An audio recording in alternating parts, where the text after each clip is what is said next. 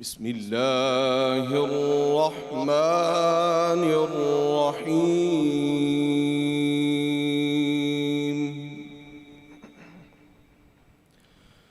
कानन्नासु उम्मतन वाहिदह फबअसल्लाहु नबिय्यीन मुबश्शिरीन व मुन्ज़िरीन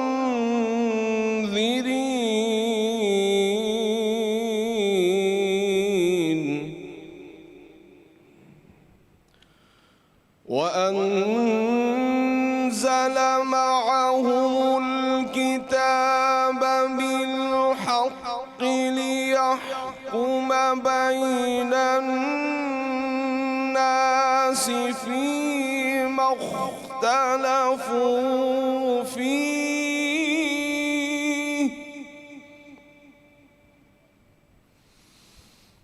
वमा इख़्तलफ़ फ़ीहि इल्ला الذين أوتوه من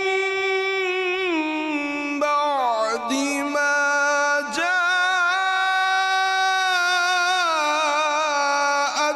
جاءتهم البينات بغيا بينهم فهدى الله الذين آمنوا لما اختلفوا فيه من الحق بإذنه والله يهدي من يشاء إلى صراط मुस्तकीम।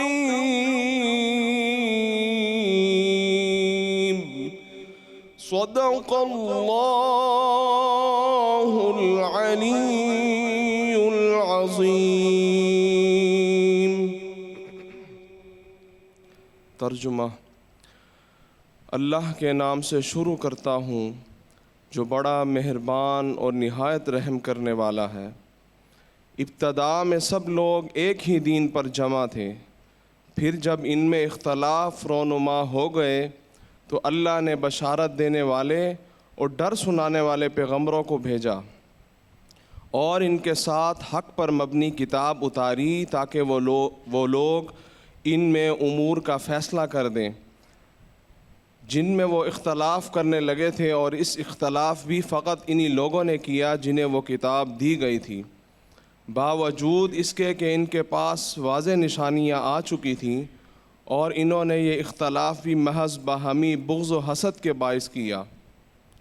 फिर अल्लाह ने ईमान वालों को अपने हुक्म से वो हक़ की बात समझा दी जिसमें वो इख्तलाफ करते थे, और अल्लाह जिसे चाहता है सीधे रास्ते की तरफ हिदायत फरमा देता है।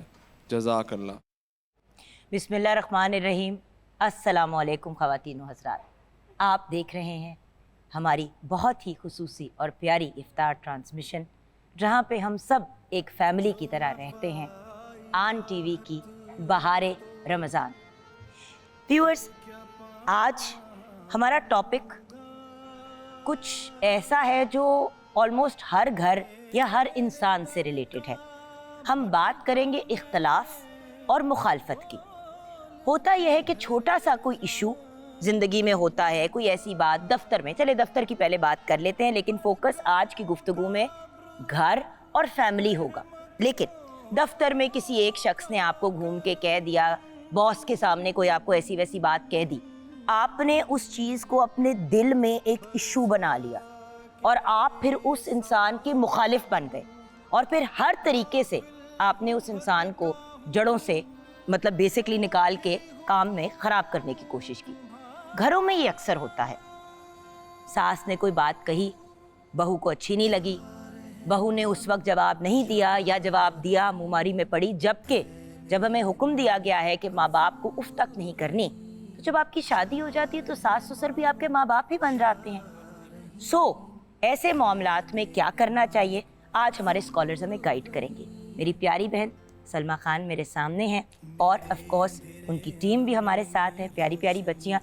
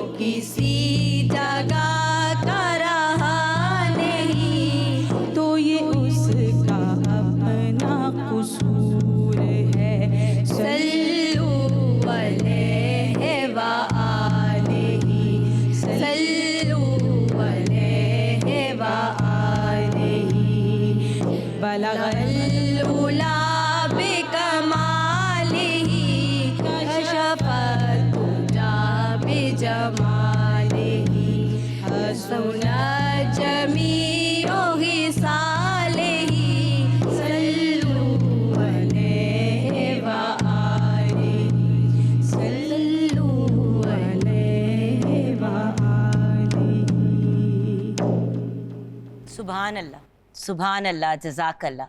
बहुत खूबसूरत माशाअल्लाह एज़ ऑलवेज़।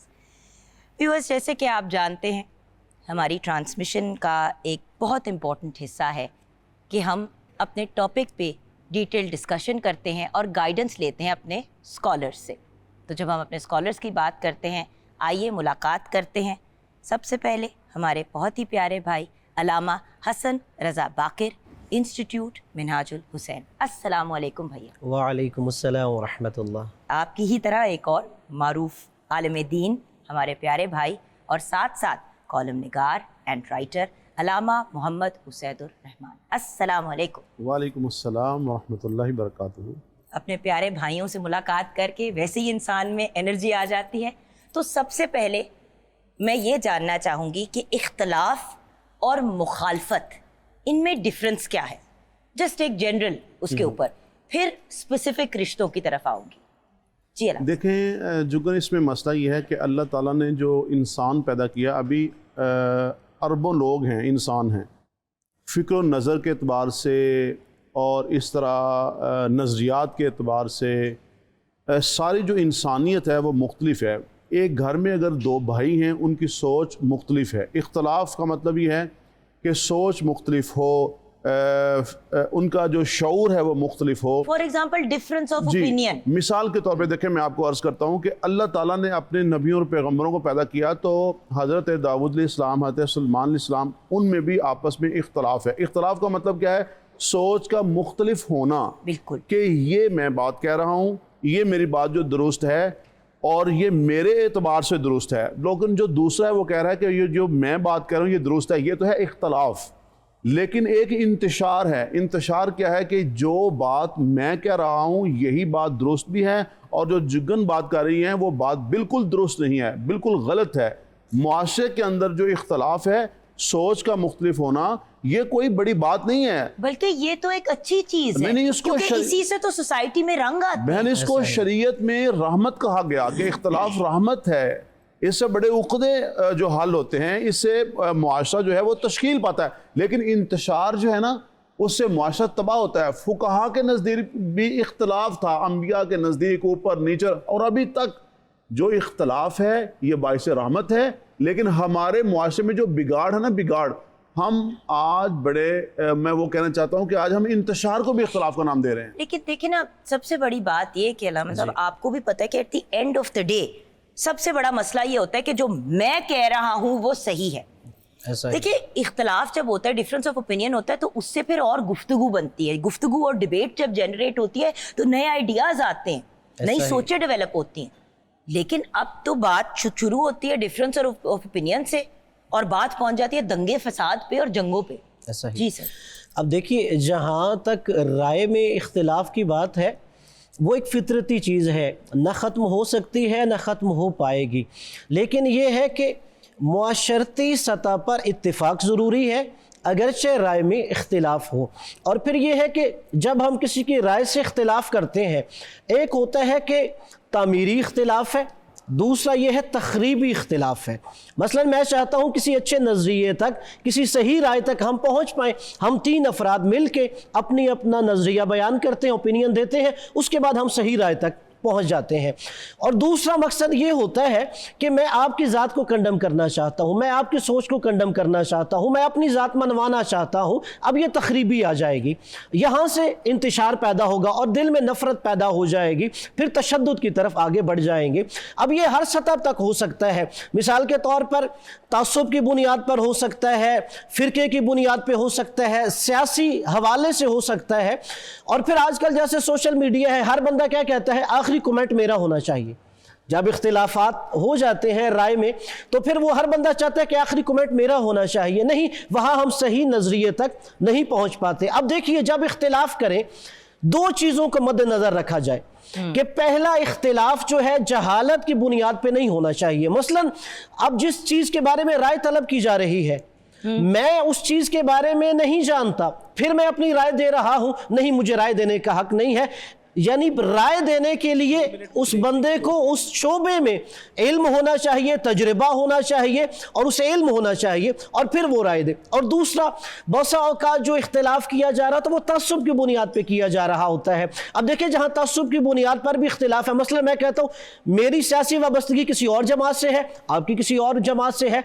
अब मैं समझता हूँ कि अगर मेरी मुखालिफ सियासी जमात सही भी करेगी तो मैंने उससे इख्तिलाफ करना है, नहीं। अब जब तअस्सुब की बुनियाद पर आएगा तो वहाँ पर भी इंतशार पैदा होगा। लेकिन ऐसा बहुत होता है, आपने भी देखा होगा भैया, कि कभी कभी ऐसे होता है कि फॉर एग्जाम्पल कोई एक बंदा, बाय द वे ये मैंने रिलीजियस स्कॉलर्स के साथ भी होते हुए देखा है कि किसी एक बंदे को टारगेट बना लिया जाता है, फिर वो कुछ भी करे, चाहे वो स्कॉलर हो, वो मीडिया, जो भी मतलब मंजरे आम पे ज्यादा नजर आ रहे होते हैं, एक बंदे को पकड़ लिया और उसकी जान के पीछे ही पड़ गए।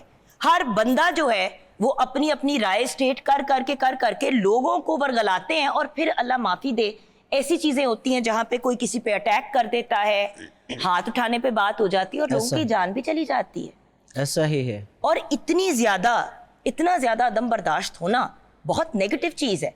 सो एक ब्रेक की तरफ जाएंगे। ब्रेक के बाद मैं फैमिली के पॉइंट ऑफ व्यू से बात करना चाहूंगी। देखें, जब घरों में इख्तिलाफ नहीं होते, जब घरों में लोग पॉजिटिविटी के साथ चलते हैं, तो आपको भी पता है और मुझे भी पता है, फिर बाहर भी नहीं फसाद डालते। जब घरों में नेगेटिविटी देखते हैं, फिर वही चीज लोग बाहर भी करते हैं। हमारा सेगमेंट जारी है जिसका नाम है शरह दीन, जिसमें हमें ज्वाइन किया है अलामा हसन रज़ा बाकिर ने और अलामा मोहम्मद उसैदुर रहमान ने। तो अलामा साहब, आपसे ये जानना चाहूँगी कि ख़ानदानों में जब इख्तलाफ बन जाते हैं, देखिए अगर ग्रास रूट लेवल पे बात करें तो भाई बहन हो गए जिनके साथ हम बड़े होते हैं, बहन बड़ी हो गई, भाई कहता है तुमने जॉब नहीं करनी, उसको अम्मा अब्बा ने इजाज़त दे दी जॉब करने की, भाई ने बहन से बात ही करनी छोड़ दी, और वो एक डिफरेंस ऑफ ओपिनियन इवेंचुअली इतना बड़ा मसला बन जाता है कि भाई बहन से वास्ता ताल्लुक ही छोड़ देता है, उसकी शादी तक नहीं अटेंड करता। ये मैं आपको एक जेन्युइन वाकया बता रही हूँ जो मैंने देखा है। उसको सिर्फ इस चीज से इश्यू था कि ये नौकरी ना करे, बाप ने कहा भाई तू कौन है उसको रोकने वाला, मैं बाप हूं। उसने अपनी बहन की शादी तक नहीं अटेंड की। देखिए जुगन, हमारे ये तो मुखालफत हो गई ना, ये तो इख्तलाफ से अगले लेवल की बात हो गई। जी। देखिए जुगन, मैं अर्ज करता हूँ कि हुजूर नबी करीम सल्लल्लाहु अलैहि वसल्लम जिस माहौल में तशरीफ़ लाए, उस मुआशरे के अंदर भी ये तमाम समाजी जो बुराइयाँ थी, मुआशरती बुराइयाँ मौजूद थी, लेकिन हुजूर सल्लल्लाहु अलैहि वसल्लम ने उन तमाम बुराइयों का खात्मा अखलाकियात के साथ किया, उसवे हसना पेश किया। आज हमारे यहाँ भी जो तासुब है, जो नफ़रत है, जो शिद्दत है ख़ानदानों की, वो इस वजह से है कि हम आज लाइलम हैं। आप सल्लल्लाहु अलैहि वसल्लम की सीरत तय्यबा से, सहाबा की सीरत से, आले बैत की सीरत से अगर हम उनको पढ़ें, उन्हें फॉलो करें, तो हमारे ये जितने झगड़े हैं, देखें मैं आपको एक बात अर्ज़ करूँ, वहाँ पे हर्बुल बसूस के नाम से लड़ाइयाँ, झगड़े, जंगें होती थी, पोते को पता ही नहीं होता था कि मैं किस बुनियाद पे ये लड़ाई लड़ रहा हूँ। और आज भी यही है, हमारे माशरे में यही है कि बस मेरे वालिद साहब का इसके साथ इख्तलाफ था, मेरी अम्मी के साथ इसके अच्छे ताल्लुकात नहीं हैं, मेरे भाई के साथ नहीं है, और इसको बेस और बुनियाद बना के ख़ानदानी तासुब का नाम दे के मुआशरे को हम नफ़रत, बहुत ही बदनसीब वो वालिदैन होते हैं जो दुनिया से जाते हैं और अपने बच्चों को वो खानदानों की नफरत दे के जाते हैं, जेठानियों की, ऐसे और बहुत सारे मामला जो होते हैं। लड़ाई और इख्तलाफ तो 3 दिन से ज्यादा नहीं होना चाहिए, राइट इमाम साहब? ये है कि 3 दिन से ज्यादा किसी के साथ जो है कता ताल्लुकी करना या उससे गुफ्तगू ना करना, इस्लाम ने इसे हराम करार दिया है। लिहाजा अगर किसी से हमारा इख्तलाफ के बाद फिर आगे भी बात बढ़ जाए तो हमें 3 दिन से ज्यादा कता ताल्लुकी की ममानियत है। भाई देखिए, जो अपने सगों के नहीं है वो बेगानों के क्या होंगे? अगर किसी बेतुकी, भाई चले बड़ी कोई इंपॉर्टेंट बात पे भी आपकी इख्तलाफ राय है, तो भाई हर बंदे ने अपनी कब्र में जाना है, आप लड़ाइयों और फड्डों की तरफ क्यों जा रहे हैं? अच्छा, ससुरालों में ये बहुत ज्यादा होता है भैया। अब देखिए यहाँ पर मैं ये अर्ज करूंगा, जैसे आपने कहा कि फैमिली सिस्टम है, घर के अंदर जब इख्तिलाफ राय हो जाए, पहला तो ज़रूरी ये है कि कोई भी काम करने से पहले मुशावरत की जाए, क्योंकि घर एक छोटी सी रियासत की मानद होती है और हर एक उस रियासत का हिस्सा होता है। डिक्टेटरशिप घर में नहीं होनी चाहिए। अगर डिक्टेटरशिप होगी कि मसलन मैं कह दूं कि जो मैंने बात कह दी वो हरफ आखिर है, बाकी किसी की राय की अहमियत नहीं, वहां पे मामलात खराब होते हैं। और दूसरी चीज, हर एक को अपनी हदबंदी का पता हो।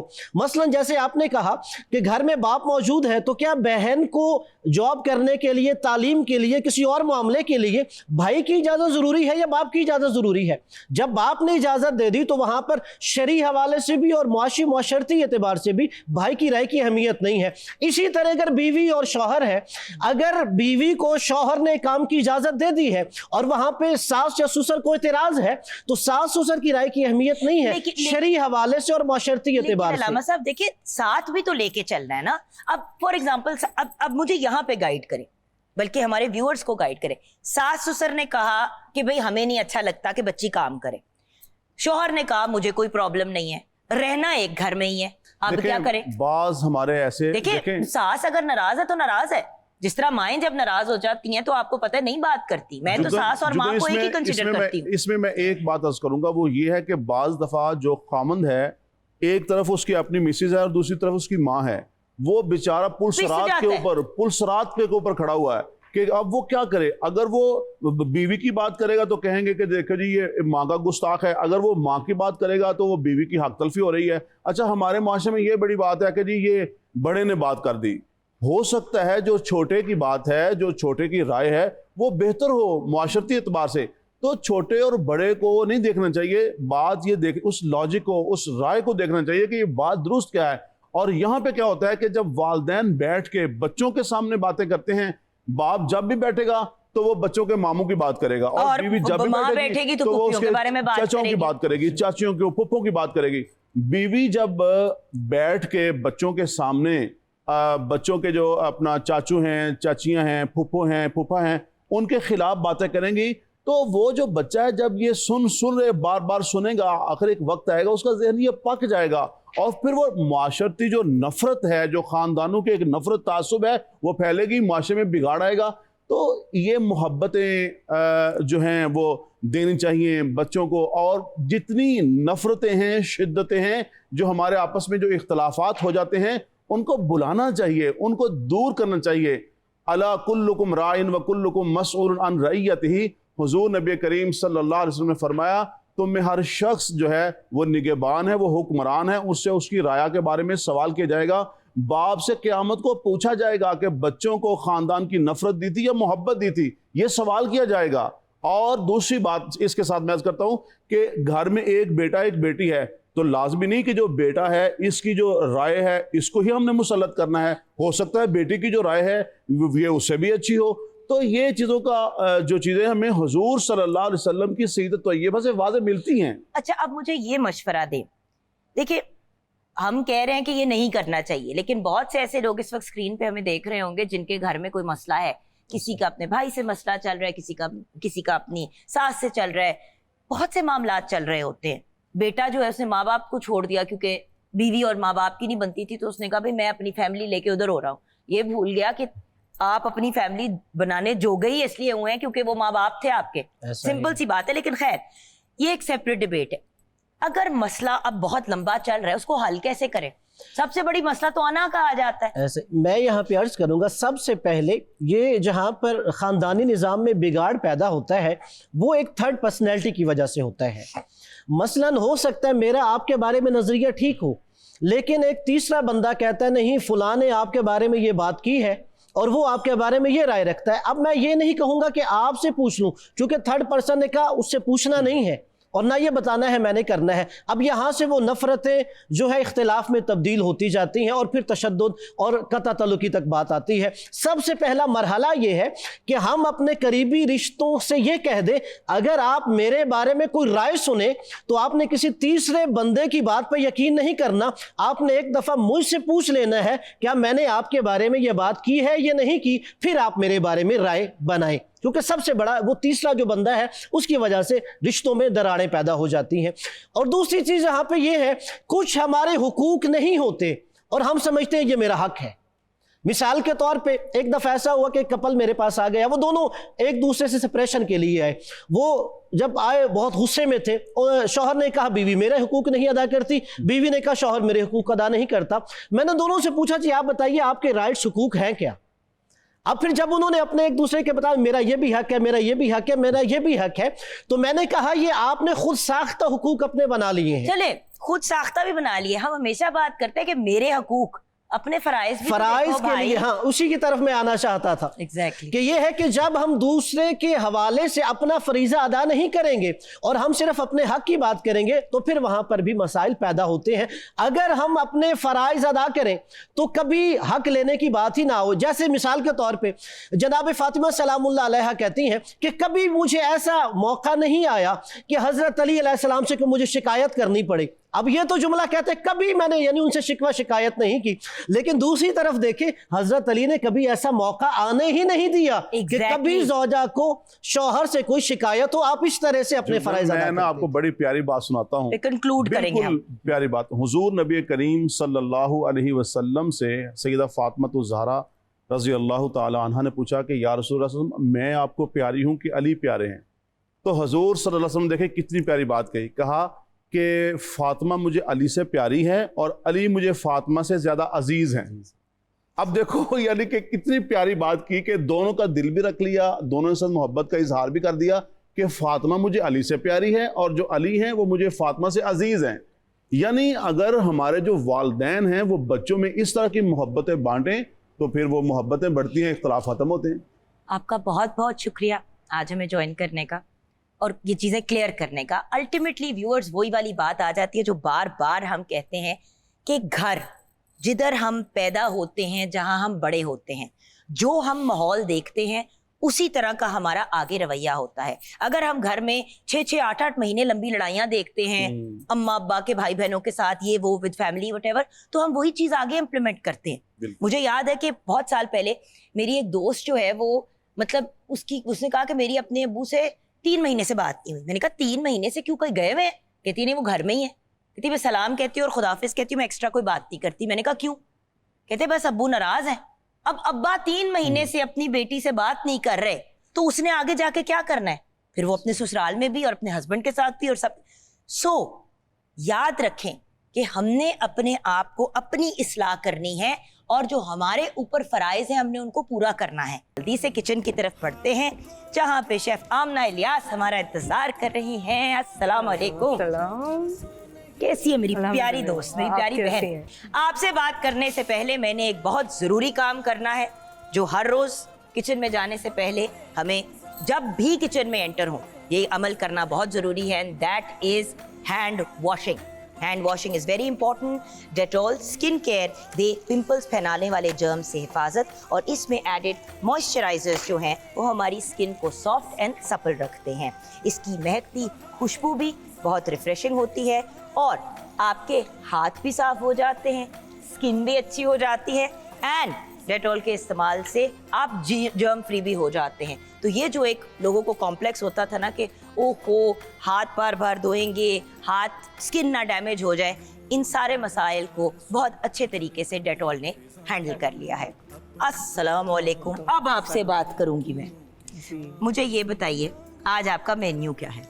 आज मेन्यू है, आपको पता है हम लोग आज ज़रा थोड़ा सा लाहौरी स्पेशल मेन्यू बना रहे हैं। लाहौरी शाही हरीसा बन रहा है और साथ में बेसन का हलवा बना रहे हैं एंड पिंक लेमनेड बनेगा। Oh very nice, sounds absolutely delicious. लेकिन रेसिपीज़ की तरफ और मज़ीद हमने क्या करना है इस पे हम डिस्कशन करेंगे, लेकिन सब बेताब हैं कि हम कलाम की तरफ बढ़ें, लेकिन थोड़ा सा इंतज़ार कराएंगे हम अपने व्यूअर्स को, और जब हम ब्रेक के बाद व्यूअर्स वापस आएंगे तो हम बढ़ेंगे कलाम की तरफ, जो पेश करेंगी सलमा खान और उनके साथ जो यंग लेडीज़ हैं। लेकिन जो इख्तलाफ पे मैंने बात की ये एक बड़ा इम्पॉर्टेंट एलिमेंट है, और आज का जो हमारे उलमा कराम का सेगमेंट है आपने उसे बहुत गौर से सुनना है व्यूअर्स। कभी कभी ऐसा होता है कि कोई ऐसी चीज़ हम कर रहे होते हैं, सिंपल सी एक ऐसी चीज़ कर रहे होते हैं जिससे पूरे घर में फूट पड़ जाती है, मसाइल खड़े हो जाते हैं।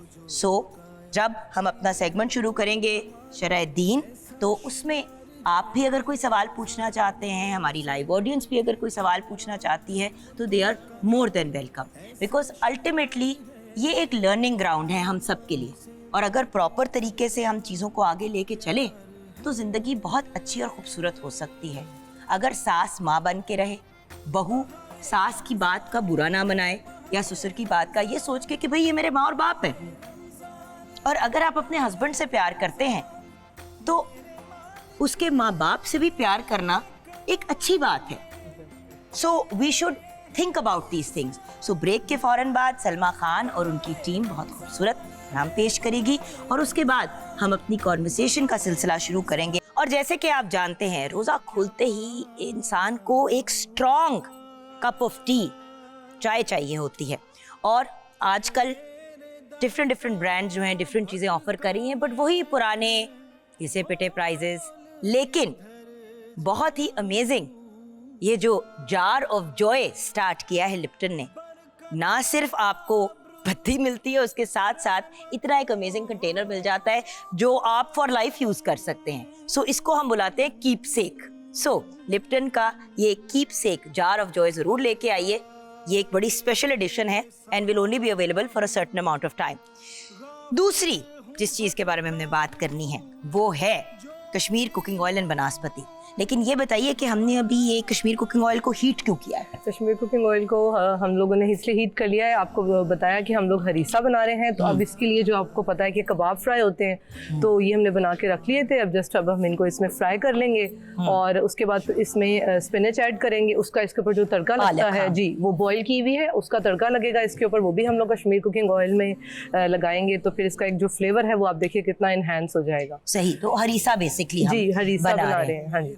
इसकी जो ब्रीफिंग मैं आपको बिल्कुल एक क्विकली दे देती हूँ। इसमें आपको पता है गंदम बेसिक एक इसकी बेस होती है, और साथ में जो हरी मूंग दाल होती है वो ये दोनों चीज़ें ग्रीन ग्रीन कलर आ रहा है। हरीसा में ये बेस होती है, और साथ में राइस, और इन चीज़ों को आप बॉईल कर लेंगे सेपरेटली और ग्राइंड कर लें। अगर आप नहीं तो फिर आप इसको घोट लेते हैं वो कर लें। एंड देन चिकन मीट आप जो भी लेना चाहें, बीफ या जिस तरह भी, तो आप वो ले लें। एंड देन उसके अंदर उसको हम लोग अलग से बॉईल कर लेंगे, श्रेड कर लेंगे, और फिर इन दोनों को हमने अच्छे से जो स्पाइसेस ऐड करके खूब कुक कर लिया। ये देखिए आपके सामने इसकी कंसिस्टेंसी आ गई है। और तड़का जैसा मैंने आपको बताया अभी कश्मीर कुकिंग ऑयल का हम लगाएंगे इसमें, पालक जो है बॉइल्ड वो डाल के, और ऊपर से हम इसमें फिर कबाब रख देंगे, तो ये हमारा हरीसा रेडी हो जाएगा। क्या बात है। और कबाब भी हमने यूज किए हैं, बिल्कुल, ये हमने सबरोसो के कबाब इसी वही वाली बात है ना कि आप सबरोसो के जो गोला कबाब है वो आप बड़े आराम से यूज कर सकते हैं। वो जो पूरा एक सिलसिला होता है ना अलहदा से कबाब बनाने का, उस इशू से आप बड़े आराम से निकल सकते हैं। I love सबरोसो। बट स्पेसिफिकली अगर हम बात करें कश्मीर कुकिंग ऑयल एंड बनास्पति की, तो अगर आपने 100% नेचुरल इंग्रेडिएंट से खाना बनाना है तो Kashmir cooking oil and vanaspati is your best option. और वैसे भी खाना पकाना अपने प्यारों के लिए एक हम खुशी में एक चीज करते हैं, राइट। इफ्तारी जब हम तैयार करते हैं, सहरी जब हम तैयार करते हैं, तो जब आप एक अच्छा अमल कर रहे हैं और उसके अंदर मजा भी हो और साथ साथ न्यूट्रिशन भी हो, तो वो ट्रिपल बल्कि 5 टाइम्स बेनिफिट ज्यादा हो जाते हैं। सो इसमें शामिल है विटामिन ए एंड D3 जो बहुत ही आपको पता है कि हमारे लिए बेनिफिशियल है, और आजकल तो हर दूसरा बंदा वैसे ही विटामिन डी डिफिशिएंट है। ये हमने ज़ूप का किचन टॉवल रखा है, और जैसे ही हमारे कबाब फ्राई हो जाएंगे हम इसके ऊपर इनको निकाल लेंगे। और मैं शेफ आमना इलियास के पास आ गई। अब सिचुएशन कुछ ये है कि हम अब क्योंकि इफ्तार का वक्त करीब आने को है, तो हम अपने सबरोसो के चिकन नगेट्स जो हैं वो फ्राई करने लगे हैं। बिकॉज ऑफ कोर्स सेट पे हमारे पास बच्चे भी होते हैं, और बच्चों की फेवरेट खाने की चीज़ है नगेट्स। एंड सबरोसो के बारे में ये ज़रूर बताऊंगी कि रमज़ान के ट्रेडिशन को अगर मज़ेदार तरीके से आपने इंजॉय करना है तो तभी आप कर सकते हैं अगर आप सबरोसो के प्रोडक्ट्स घर लेके आएंगे। बाय द वे इनकी चिकन कचौरियाँ भी बहुत मज़े की हैं, बहुत से नए प्रोडक्ट्स भी इन्होंने इंट्रोड्यूस कराए। आई थिंक स्प्रिंग रोल्स इन्होंने इंट्रोड्यूस करवाए हैं। तो ज़रूर सबरोसो के प्रोडक्ट्स को ट्राई कीजिएगा और अपनी फीडबैक हमारे साथ शेयर कीजिएगा। मीनवाइल एक और बड़ा इंपॉर्टेंट प्रोडक्ट जो हमारे सेट पे होता है वो है ज़ूप।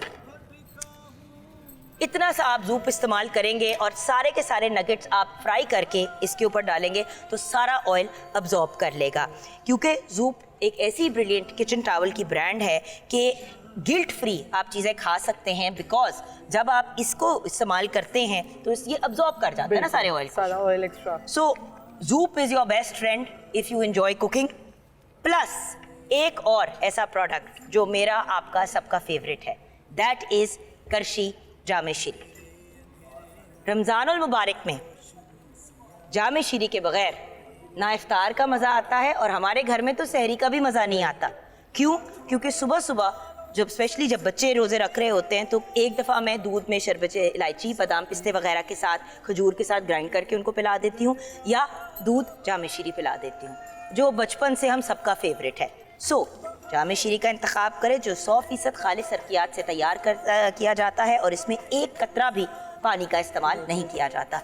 नगेट्स इतनी देर फ्राई हो रहे हैं, मैंने एक बहुत अच्छी खबर शेयर करनी है अपने व्यूअर्स के साथ। चाइना टाउन लाहौर सब कुछ तैयार। जी बिल्कुल, अब इफ्तारी का टाइम करीब आ रहा है। बिल्कुल, क्या बात है। अच्छा, एक मैं एडिशन कर सकती हूँ? बिल्कुल, ये मैंने पिछले दिनों ट्राई की थी और ये बहुत मजे की थी। ये आपने क्या तैयार किया? ये बेसन का हलवा रेडी है। और बेसन के हलवे पे ट्रस्ट मी, अब आप लोग देख रहे होंगे कि क्या करिए, सीरियसली ये ट्राई कीजिएगा। थोड़ी सी टॉपिंग आप कर दें करशी जामे शीरी की, कसम से जो गंदे गंदे सिरप्स आप जाके मार्केट से खरीदते हैं उससे 1000 गुना बेहतर और बहुत ही मजे की edition and amazing pop of colour. Yes, वो बड़ा एक यूनिक सा उसका फ्लेवर आ जाता है। कलर कटिंग बहुत अच्छी अच्छा, इसको हमने बनाया कैसे है? जी, बेसन का हलवा तो आता है बनाना, बेसन का ये भी बिल्कुल इजी सा इसका मेथड है, मैं आपको बता देती हूँ। बेसन को आपने 1 कप बेसन लिया है मैंने और आधा कप सूजी भी लिया। इनको मैंने भून लेना है घी में। आप इनको अच्छे से भून लें जब तक कि इसमें से अच्छी सी खुशबू आ जाएगी। तब हम इसके अंदर सेपरेट हमने शीरा बना लेना है, चीनी का शीरा बना लेंगे। उसके अंदर फिर हम वो शीरा ऐड कर देंगे, इसको मिक्स करते जाएंगे। मिक्सिंग इसकी आपने ग्रेजुअली करते रहना ताकि लम्प्स ना बने। उसके साथ बाद हमने इसके अंदर नट्स ऐड कर दिए, जो भी 4 मगज़ भी मैंने इसमें ऐड किए हैं, कोकोनट क्रश भी ऐड किया है, जो भी आप अपने तौर पे ड्राई फ्रूट्स डालना चाहें वो सब इसमें ऐड कर देंगे। एंड देन इसकी अच्छे से हम भुनाई करेंगे अनटिल के घी सेपरेट हो जाएगा, खुशबू आने लग जाएगी और आपका जो बेसन का हलवा है वो रेडी हो गया है। इस पे फिर मैंने चांदी का वर्क और जो भी आप गार्निशिंग करना चाहें, जैसे अभी जामे शीरी की बहुत अच्छी सी मैंने जामे शीरी यहाँ पे भी डाल दिया। मैंने जल्दी से जूम का सहारा लिया कि मैं ये नीट कर दूं, वरना हरीसे में नहीं हम डाल सकते। नहीं, वो ज़्यादा आप हो करशी का जाएगा। जामे शीरी हर चीज में डाल सकते हैं, लेकिन हरीसे में नहीं डाल सकते। सो ये हरीसा है, इसकी आपको जो मैंने ब्रीफिंग बताई थी, मैं आपको जो कबाब है इसमें ये हम लोगों ने आपको बताया था, हमने सबरोसो के कबाब यूज़ किए हैं, ये आपको ब्रीफ कर दिए। ड्रिंक का भी आपको बता देती हूँ। अब देखिए ना, हमने तड़का लगाया जी, कश्मीर कुकिंग ऑयल का कश्मीर तड़का cooking लगाया oil हमने, और उसका एरोमा और जो उसकी खुशबू है वो आपको और सबरोसो के हमने गोला सबरोसो कबाब के, यूज किए, बिल्कुल। क्योंकि देखिए वाई मेक द सीख कबाब अलहदा से इतनी बिल्कुल। खप में क्यों बनना पड़े, बिल्कुल ऐसे। छोटे छोटे से बनाने होते हैं। बाय द वे, आप इन्हीं कबाब को, अगर आप इनके गोला कबाब को भी 4 पीसेस में कट कर देते हैं बिफोर फ्राइंग, 4 पीसेस में उसको कट कर दें तो आपको वही वाली छोटी वाली शेप मिल जाएगी। मेरे घर में तो कहते हैं कि जी प्रॉपर टेस्ट आना चाहिए वो कबाब एक का। लुक भी होती है ना बिल्कुल। कबाब की, अब और ये देखिए इनकी ना, लुक बड़ी इतनी टेम्पटिंग है। खूबसूरत इसकी प्रेजेंटेशन है, और साथ में लवाजमात वो मस्ट है, इसके बगैर तो इम्पॉसिबल है। साथ से ब्रोसो के नगेट्स भी रेडी हैं अफ्तार के लिए, हमारा जो प्लेटर है। और जो ड्रिंक है उसका मैं आपको बता देती हूँ, ये हमने पिंक लेमनेड बनाया है और इसमें स्ट्रॉबेरी डाली है हमने, मिंट ऐड किया है और जामे शीरी ऐड किया है। इसमें थोड़ा सा लेमन जूस, शुगर अगर आप डालना चाहें वैसे ज़रूरत नहीं होती है ये, और जस्ट इसको ब्लेंड करके और इसमें कोई भी सोडा वाटर आप ऐड कर लें तो ये अफ्तार में बहुत ही टेम्पटिंग है। अच्छा, और अगर आप इसमें करशी जामे शीरी ऐड कर रहे हैं तो मेरी एक रिकमेंडेशन ज़रूर है कि आप कोशिश ये करें कि आप इसके अंदर जो प्लेन सोडा होता है, जी जी जी, जो मीठा नहीं होता, जिस तरह वेरियस डिफरेंट ड्रिंक्स होती हैं जो मार्केट में अवेलेबल होती है, उसमें भी मीठा होता है, और करशी जामे शीरी इज स्वीट इनफ। सो आपने स्ट्रॉबेरीज डाल दी, करशी जामे शीरी डाल दिया, उसके बाद all you need to add is plain soda water, जिसको कार्बोनेटेड वाटर भी कहते हैं। उसमें कोई चीनी विनी की एडिशन ना हो, नहीं होती, वो फिर फ्लेवर बहुत अच्छा इसका बन जाएगा। अच्छा, कोई और ऐसी ड्रिंक जो बड़ी रिफ्रेशिंग हो जो आप रेकमेंड करते हैं? आजकल आपको पता है ऑरेंजेस अवेलेबल हैं, ऑरेंजेस के साथ हम लोग ये सेम कर सकते हैं। पाइनएप्पल आपके पास है, आप इनको कर लें। देन मिंट, आपको पता है रोज़ा रखा होता है तो बहुत अच्छा हमारा, एक तो बॉडी ऑब्वियसली हम लोगों को डिटॉक्स बहुत अच्छा रहता है, तो आप इनको जस्ट ब्लेंड कर लें, पाइनएप्पल ऐड कर लें, ऑरेंजेस ऐड कर लें। अगर आपको एप्पल पसंद है, क्योंकि एप्पल का भी एक आजकल ड्रिंक आया है, देन क्रश करके आप एप्पल ऐड कर लें, फ्रेश एप्पल्स अवेलेबल हैं, तो उसके अंदर आप वो कहते हैं ना कि जस्ट सोडा वाटर डालें, आपकी अपनी चॉइस पे है, मगर इट बिकम वेरी रिफ्रेशिंग। अफ्तार में आपको पता है ऐसी ड्रिंक्स को बड़ी ज़्यादा क्रेविंग्स होती है कि इस तरह की ड्रिंक्स कुछ हमें अवेलेबल हो। बिल्कुल। So the point is, at the end of the day आपने अपनी एनर्जी को अप रखना है, अपने आप को। देखिए, इफ्तार के वक्त अगर आपके दस्तरखान पे ये चीज़ें हैं तो आपको मजीद और किसी चीज़ की ज़रूरत नहीं है। और कॉन्स्टेंटली पकौड़ों की तरफ जो हमारा रुझान होता है, यू नो, पकौड़े भी हफ्ते में 1 दफ़ा या 2 दफ़ा हफ्ते में आपको मिले तो वो ज़्यादा मजे के लगते हैं। जब आप डेली कोई चीज खाते हैं तो इसीलिए तो फिर सारा साल बंदा बाकी पकौड़े नहीं लेते ही नहीं है। टू बी वेरी ऑनेस्ट, मुझे आप दिन रात दोपहर शाम नींद में भी पकौड़ा मेरी नाक के पास है, पालक वाला, मुझे पूरा पता होता है। ना करे, इफ्तारी का टाइम नहीं हुआ। मैं इसीलिए तो आपको तैयार कर रही हूँ। बहुत ही खूबसूरत कवाली सुनते हुए हम ब्रेक में गए।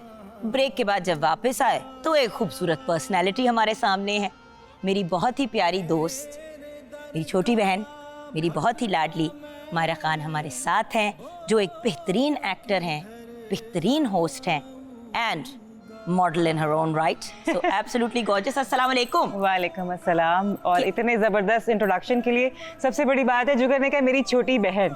मतलब ये ऐसी बात है कि आजकल जो लड़की है वो पहले कॉम्प्लेक्स ज़्यादा होती है कि मैं छोटी बड़ी, लाइक वो वाला चीज़ है। आपने तो कह ही दिया इंडस्ट्री के अंदर, अब मैं अपनी उम्र कम करने के लिए कह दूं, हाँ जी बस एक जुग में है, शायद मेरे से थोड़ी सी बड़ी है। ये मसले नहीं है ना जिंदगी में। हाँ। माशाल्लाह एक जिंदगी जी है। बिल्कुल बिल्कुल, एक जिंदगी जी है। जब आप अपनी उम्र कम करते हैं तो आप अपनी जिंदगी के हिस्से कम कर रहे होते हैं। बिल्कुल, आपको प्राउड फील करना चाहिए कि आपने इतना सारा सफर तय किया और आप यहाँ तक पहुँचे। और माशाल्लाह जो आप शो कंडक्ट कर रही हैं उसके लिए आपको बहुत बहुत मुबारकबाद।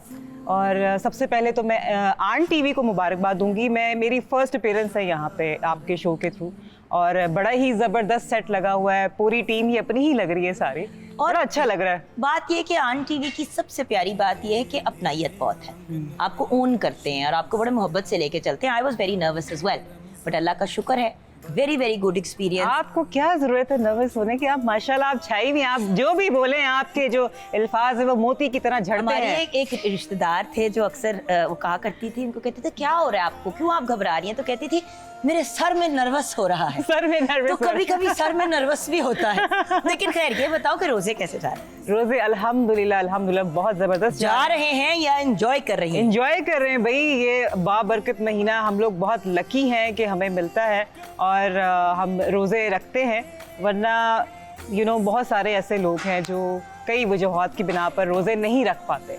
तो अल्लाह का शुक्र बीमारियां है। 100 चीजें, और उसके अलावा जब आपको एक वक्त की रोटी नहीं नसीब हो रही तो आपको जिस टाइम भी फिर खाना मिलता है आप उसी हिसाब से चलते हो। बिल्कुल। सो बहुत से ऐसे लोग हैं जो रोजे रख ही नहीं पा रहे। बिल्कुल। अब 8 पैरा रोजा तो नहीं रख सकता ना इंसान बार बार। तो देखें, मतलब चले इफ्तार तो बहुत से लोग लंगर भी लगाते हैं, बहुत से सफेदपोश ऐसे लोग हैं जो नहीं जाके मांग सकते, जो ऑकवर्ड फील करते हैं, मेरे लंगर तक रोंगटे जाके खड़े हो लेते गए। हैं। मुझे बहुत सारी चीज़ें, मैं अक्सर क्लिप्स देखती रहती हूँ, ऐसे भी अक्सर आते हैं। बाकी यू आर राइट कि जो कुछ ऐसे भी लोग हैं जिनके पास सहरी के लिए भी कुछ नहीं होता, इफ्तारी के लिए भी कुछ नहीं होता, और लेकिन होता फिर पता भी है क्या? अल्लाह का शुक्र अदा करते हैं। अल्लाह का शुक्र अदा करते हैं, और जिनके पास सब कुछ है उनके अंदर ना शुक्री का आंसर खत्म ही नहीं होता। और हम लोग ऐसे, हम इतने डिमांडिंग होते हैं, हमें ये चाहिए वो चाहिए। इफ्तारी पे अगर पकौड़े नहीं होंगे तो हम इफ्तार नहीं करेंगे, सहरी में पराठे नहीं होंगे तो हम रोज़ा नहीं रखेंगे। लाइक इस तरह की हम लोग फरमाइशें करते हैं। तो वी आर वेरी हम ना शुक्र है। एक आंखों देखी बात आपको बताती हूँ मैं। कुछ काफ़ी साल पुरानी बात है एक्चुअली। मैं किसी ने इफ्तारी पे बुलाया, अच्छे वक्त थे जब इफ्तारी कहीं पे खाने का मौका मिल जाता था। अब तो ट्रांसमिशंस होती हैं, बिल्कुल। बंदा बिजी होता है तो नहीं आप जा कर सकते। तो खैर इफ्तारी पे मैं किसी के घर गई तो वहाँ पे उनका जो बेटा था वो कोई 16 साल का था। उसने ना प्रॉपर टेंट्रम थ्रो किया, वो रोज़ा ही अच्छा। ना खोले कि भाई मैंने कहा था कि मुझे फ्रूट चाट और पकौड़े चाहिए। अच्छा। दस्तरखान सजा पड़ा है, सजा पड़ा और बहुत कुछ माशाल्लाह टेबल पे था, लेकिन पकौड़े नहीं थे, फ्रूट चाट नहीं थी। उस बच्चे ने रोजा ही नहीं खोला। मैंने कहा चलो ऐसे बच्चे होते हैं, ऐसे भी होते हैं। वो एक अच्छा, उधर से मैं उठी, मैंने कहा क्योंकि इफ्तार की थी तो मैं हाथ धोना चाह रही थी, तो मैं किचन में उनके चली गई। मैंने कहा वहीं पे सिंक में धो लेती हूँ।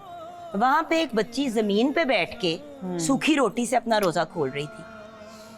आप कॉन्ट्रास्ट देख रही हैं, वो बच्चा कह रहा है मैंने रोजा नहीं खोलना क्योंकि आपने मेरी ये फेवरेट दो चीजें नहीं बनाई, दस्तरखान सजा हुआ है।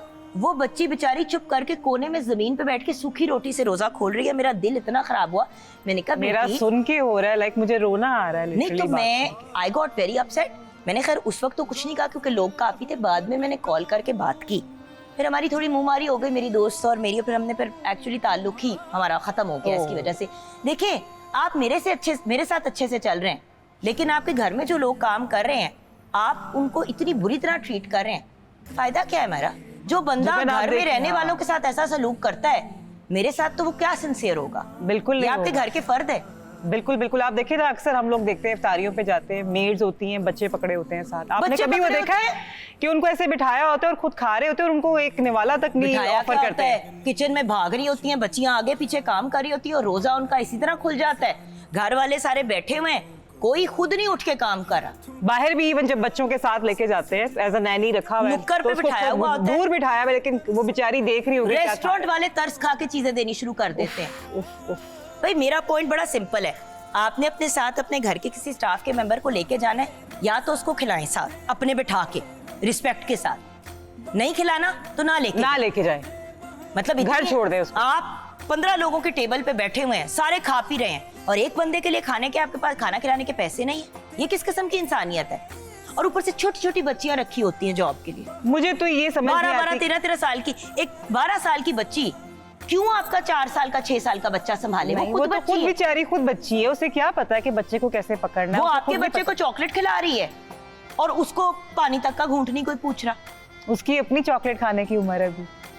यही तो प्रॉब्लम्स है ना हमारा, छोटी छोटी चीजें। अब नहीं ये बहुत बड़ी चीजें हैं जिनको हम छोटा अब आप ये देखो ना कि जैसे अब ये हम रमज़ान में देखें, हमें इसमें सबसे बड़ी बात है कि हम इसमें ज़कात भी देते हैं और अब इसमें सदकात भी देते हैं और बहुत सारी चीज़ें हैं, लोगों की मदद भी करते हैं। तो आप यही सोच के उनको खिला दें। अगर आपके पास आपका इतना बड़ा दिल नहीं है कि आप उनको एक्स्ट्रा खिला सके, तो आप यही सोच के कर दें कि मैं अल्लाह की रज़ा के लिए कर रहा हूँ, ये कर रही हूँ। But what I don't understand is कि आप इतने साहिबे हैसियत हैं कि आप घर में स्टाफ रख सकते हैं, लेकिन आप इतने साहिबे हैसियत नहीं है कि आप उनको खिला सकते।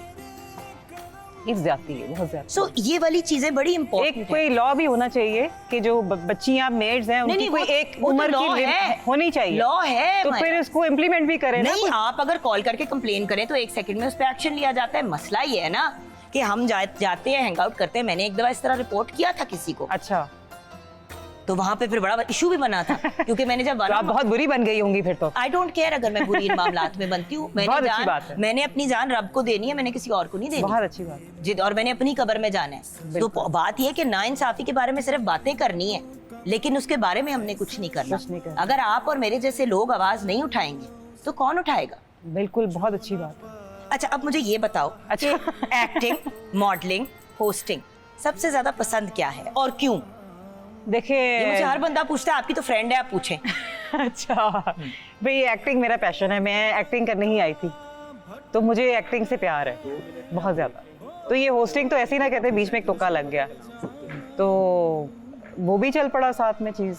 मॉडलिंग से क्योंकि स्टार्ट किया, कहते थे तुम्हारे फीचर्स बहुत प्यारे हैं, तुम अच्छी खूबसूरत लगती हो। तो वो एक आप कह सकते हैं पोर्टफोलियो चला जाता है। बात कह के ना उससे उधर देख लिया कि मैंने भी इसको छेड़ना या मजाक उड़ाने से फौरन मुंह कर दिया। कहते लोग कहते हैं मैं बहुत प्रिटी और मैं बड़ी फीचर्स अच्छे हैं, ऐसे करके ना कि मेरी तरफ ना देखना पड़ जाए। तो अल्हम्दुलिल्लाह, लाइक उसमें भी काम किया, लेकिन एक्टिंग आई लव। नजर अपना चेहरा है तो माशाल्लाह बड़ा खूबसूरत, और ये चीक बोन्स लोग बनवाते हैं बाकायदा चीजें अच्छा डाल के। आजकल तो हाँ, आजकल एवरीथिंग इज पॉसिबल, बट बनवाते हैं। मैं सकड़े जाऊं माशाल्लाह। नो, द पॉइंट इज, देखें अल्टीमेटली नेचुरल तरीके से हम बाहर रमजान में भी बार बार यही बात कर रहे हैं, न्यूट्रिशन की बात करते हैं, हेल्थ की बात करते हैं, और total focus is natural. Naturally अगर हम अपना ख्याल रखेंगे तो हमें आर्टिफिशियल चीज करने की जरूरत ही नहीं पड़ेगी। आप देखिए ना कि गोरे वो ऑर्गेनिक चीजों की तरफ जा रहे हैं। बिल्कुल। अब हम लोग भी इधर भी मैं देखती हूँ वो प्रोडक्ट्स जो दूसरी होती है उनसे ज्यादा महंगी मिलती हैं, क्योंकि ये ऑर्गेनिक है और ये है। तो ये आई थिंक इस चीज को ज्यादा, हम तो मुल्क की ऑर्गेनिक है, हम तो हैं देसी लोग। ये सारी ऑर्गेनिक, लेकिन हम वो कहते हैं ना, वो दूसरों को फॉलो करने के चक्कर में वो अपना जो असल रंग है वो भी खो देते हैं, वो खोते जा रहे हैं। तो इस चीज को थोड़ा सा मानना चाहिए और समझना चाहिए कि हमारा असल यही है, और इसी को साथ लेकर हम जितना चलेंगे हमारी उतनी ही मकबूलियत होगी, उतनी ही हम बेहतर से बेहतर होते जाएंगे। 100%। ब्रेक की तरफ चलेंगे। अच्छा, ब्रेक आ गई? ब्रेक आ भी गई, हमने गप लगा भी ली, ब्रेक हो भी गई, मगर हमने मजीद अभी बातें करनी है। मैंने नहीं जान छोड़नी इफ्तारी तक। As my son sometimes says, Mama, is it time for रफ्तारी? I'm like, no बेटा, not रफ्तारी, इफ्तारी। रफ्तारी 7 साल का है ना बेचारा, और दिल ही दिल में गोरा है। कार्टून इतने देख चुका है कि बोलता भी कार्टून की तरह। किसी दिन इस पे भी बात करेंगे। और हर बंदे का एक ही सवाल है कि आपने कभी क्या डिबेटिंग कॉम्पिटिशन्स या इस तरह की क्विज़ेस वगैरह में हिस्सा लिया जितनी आपकी एक्साइटमेंट थी? नहीं, मैं देखने की हद तक नहीं, बट स्कूल कॉलेज वगैरह में मैंने एक्ट किया है, लेकिन इस तरह के कॉम्पिटिशन्स में कभी पार्टिसिपेट नहीं किया। मैं मतलब जो फन फेयर्स होते थे उसमें मतलब बाकायदा मैं ड्रामा क्वीन होती थी, मैं लिखती थी ड्रामास खुद। हाँ, मैं खुद लिखती थी, और मैं मतलब गोलू मोली सी मोटी ताजी अम्मा बन के बैठ जाती थी। पता नहीं, हमेशा ये बात तो करती है, हमने नहीं कभी कोई तस्वीर देखी ऐसी इसकी। नहीं देखी, याद करो एक शो में दिखाई थी, भूल गई हो। ऐसी चीजें भूल जाती हूँ, क्योंकि मुझे लगता है कि ये झूठ बोल रही है कि ये वो थी नहीं। नहीं, मैं एक्चुअली आप तस्वीर देखे तो इट डजंट लुक लाइक हर। हाँ, it doesn't look like you. वैसे एक बात तो है, वेट से बहुत फर्क पड़ता है। whenever I'm expecting मेरा बहुत ज्यादा वेट बढ़ जाता है, और मेरा लिटरली 35-40 किलोस, पाउंड्स नहीं बढ़ जाता है, शक्ल ही बदल जाती है इंसान। हाँ, बिल्कुल बिल्कुल। और फिर उसके बाद आपने दोबारा से माशाल्लाह ऐसे मेंटेन किया अपने आप को, जबरदस्त। Hats off to you. आपको देख के क्या लो, जब आपके बच्चे अच्छा काम करते हैं तो माँ बाप भी उस तरफ राग़िब हो जाते हैं। अच्छा, एक बात बताओ, हम अभी हमारा जो आज का टॉपिक था वो था इख्तलाफ। अच्छा, आपके घर में जब किसी चीज पे इख्तलाफ होता है, ओपिनियन में डिफरेंस आता है, तो आप लोग कैसे हैंडल करते हैं? देखो, इख्तलाफ हो सकता है, हर बंदे को हो सकता है, कोई ज़रूरी नहीं कि आप उससे मुत्तफिक हों दूसरे की बात से, लेकिन अपनी राय का इजहार करने का मौका सबको देना चाहिए, तो इसमें कोई बुरी बात नहीं है। इख्तलाफ हो जाता है बहुत सारी चीज़ों में, माँ बाप में हो जाता है, बहन भाइयों में हो जाता है। इसका मतलब ये तो नहीं कि आप लड़ाई करके बैठ जाएं, अपनी एक 1.5 इंच की मस्जिद बना कर आप साइड पे बैठ जाएं। तो उसको अच्छे तरीके से हैंडल करने की कोशिश करते हैं। मैं क्रेडिट देती हूँ मेरी माँ को, मतलब बहुत सारी सिचुएशंस ऐसी आई घर में जब बात पहुँच गई बहुत लड़ाई तक, तो वो बड़ा ज़बरदस्त तरीके से उस चीज़ को हैंडल करती हैं। तो अब हम कोशिश कर रहे हैं कि जिस तरह से वो हैंडल करती हैं, मतलब प्यार मोहब्बत से रहें, क्योंकि एंड ऑफ द डे देखिए जो आपके रिश्ते हैं, करीबी रिश्ते, वही आपके साथ पूरी लाइफ में आपके साथ चलते हैं। तो ठीक है, मेरे ख्याल से कोई ऐसी बात नहीं है। बिल्कुल सही। व्यूअर्स, जैसे कि आप जानते हैं, अब वक्त हुआ जा रहा है हमारे उस सेगमेंट का जिसका सब इंतज़ार करते हैं, सेहत कामिला, जिसमें हमारी प्यारी सी लाडली सी डॉक्टर ज़ैनब गोंदल आती हैं। एक तो इनका मुस्कुराता चेहरा सब देखना चाहते हैं और साथ साथ थोड़ी बहुत इनकी बातें भी सुनना चाहते हैं। तो dietitian, nutritionist and food technologist doctor Zainab Gondal हमारे साथ है। अस्सलाम वालेकुम। वालेकुम अस्सलाम। कैसी हैं आप मैम? बिल्कुल ठीक ठाक खाला जान। फुफो, आप क्यों बीच में बोल रही हैं?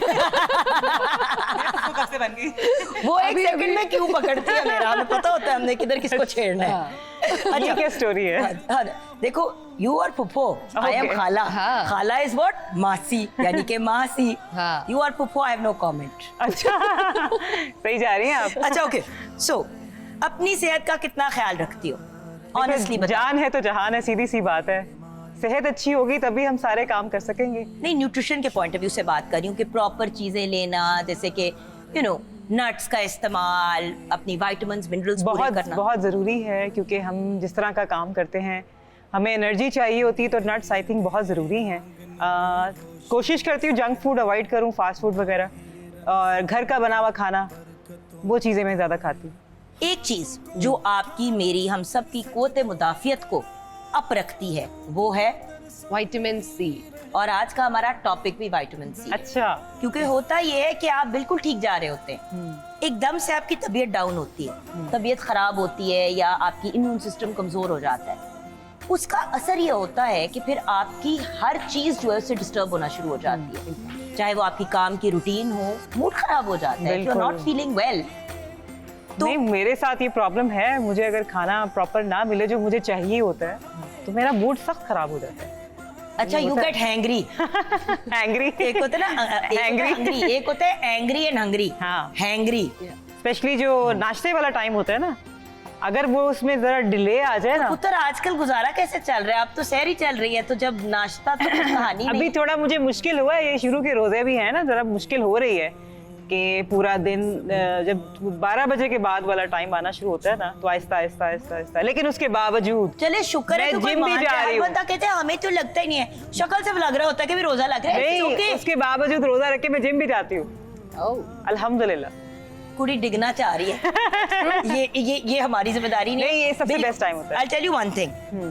Yes, वेट लॉस के पॉइंट ऑफ व्यू से श्योर, लेकिन प्रॉब्लम ये है कि जब सिस्टम जीरो पे होता है ना और पानी भी नहीं होता, तो फिर क्रैम्प्स और दूसरे इश्यूज हो सकते बस हैं। मेरा एक मसला है ना कि रोजे से पहले मैं एक्टिव रहती हूँ, जैसे इफ्तारी हुई उसके बाद फिर नींद प्रोग्राम, ऐसी मैं सोती हूँ कि बस। हम भी ट्रांसमिशन के दौरान जैसे ही अजान हो जाती है, हम थोड़े से ना ऐसे होना शुरू साथ हो साथ सोफे ये के होता लगना है। शुरू हो जाते हैं। ये क्यों होता है जरा? इसीलिए तो हमने कंफर्टेबल सोफे रखे हैं कि जब इफ्तारी का टाइम है तो ऐसे सो जाओ, लम्बे पे आयो। लम्बे पे आ जाओ। अच्छा जी, विटामिन सी की बात कर लेते हैं, वरना हम हाँ। तो दुखड़े ही सुनाते रहेंगे। बिल्कुल, और ये एक ऐसे दुख हैं जो कभी खत्म ना होने वाले हैं। अगर विटामिन सी की बात करें तो सुनते ही जो 2-3 चीजें आपके माइंड में आती हैं, वो एक आता है आपका इम्यून सिस्टम अच्छा होना, दूसरा आपकी स्किन का अच्छा होना, तीसरा आपका गट हेल्थ जो है वो हेल्दी हो जाना, निज़ाम हज़्म। बिल्कुल। अब अगर ये सारी चीजें आपकी सेटल डाउन हो जाए, तो जैसे अभी कहा गया कि आप अगर खाना अच्छा खा रहे हो तो you will be more active. वही बात है, आप खाना अच्छा खाओगे, आप अच्छे रहोगे, अंदर हेल्दी रहेगा, बाहर हेल्दी रहेगा। अब विटामिन सी मिलता किस चीज से है ये समझना बहुत जरूरी है, क्योंकि हमारी बॉडी खुद से विटामिन सी को प्रोड्यूस नहीं कर सकती। हमें लगता है कि शायद हर चीज बॉडी में है, नहीं, बॉडी विटामिन सी को प्रोड्यूस नहीं कर सकती। आप जो बाहर से फ्रूट्स वेजिटेबल्स डाल रहे होगे जिनमें विटामिन सी होगा, उससे ले सकती है। अब वो फ्रूट्स कौन से हैं? नंबर 1 हमारे माइंड में आता है जी ऑरेंजेस, ग्रेप फ्रूट, लेमन, पूरी इसकी सिट्रस की फैमिली, स्ट्रॉबेरीज, स्ट्रॉबेरी, टमाटर, टमाटर, पाइनएप्पल, बीटरूट में विटामिन सी है। ये एक अच्छे चुकंदर, हाँ। सोर्सेज हैं जिससे आप विटामिन सी ले सकते हो। एक फ्रूट जो हम हमेशा भूल जाते हैं और उसमें इन सबसे ज्यादा विटामिन सी होता है, वो है अमरूद। अच्छा। ना करो। बिल्कुल, ऑरेंज से 10 टाइम्स ज्यादा विटामिन सी अमरूद में मौजूद होता है। लेकिन अमरूद तो उसका कहते हैं ना, जो कलर होता है, जो yellow, Yellowish green। Red and orange के जो कलर्स होते हैं उनमें विटामिन सी होती है। ये तो ग्रीन है। अमरूद की आप येलो हो देखें, जाता है, हाँ। येलो हो जाता है वो किस्म उसकी, जैसे जैसे वो प्योर। अच्छा, अब अमरूद की ये भी मजे की बात है, कच्चा है विटामिन सी कम है, पक गया है विटामिन सी ज्यादा हो तो गया है। अमरूद तो मजे का ही तब होता है जब कच्चा हाँ, होता है। कच्चा। अभी तो मिर्च मसाले। अच्छा, रोजा लग रहा है जुगन आपको खुद तो लग रहा है, हम सबको और व्यूअर्स को लग रहा है जरूरी है। मसाला और अमरूद, भाई नींबू।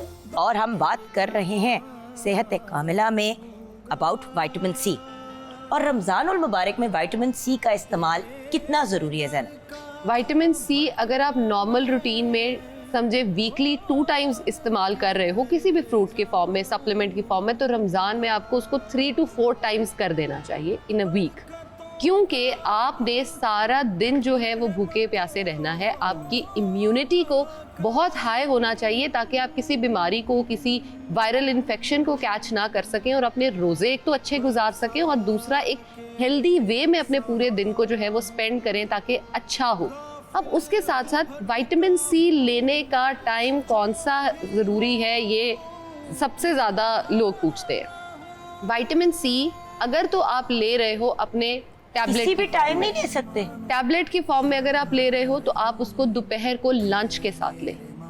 अच्छा, लंच से पहले ले लें, के साथ लें। मैं तो रात के खाने के बाद लेती हूँ। मेरा भी यही, एक्चुअली मैं भी यही कहने लगी थी मैं तो रात को सोते हुए टेबलेट लेती अच्छा, अब इसमें यह है कि आपके विटामिन सी की क्वांटिटी कितनी है। अगर तो वो 1000 से प्लस में है तो उसको लंच में ले आइए। अगर वो 1000 तक है तो ठीक है, आप उसको डिनर में ले सकते हो।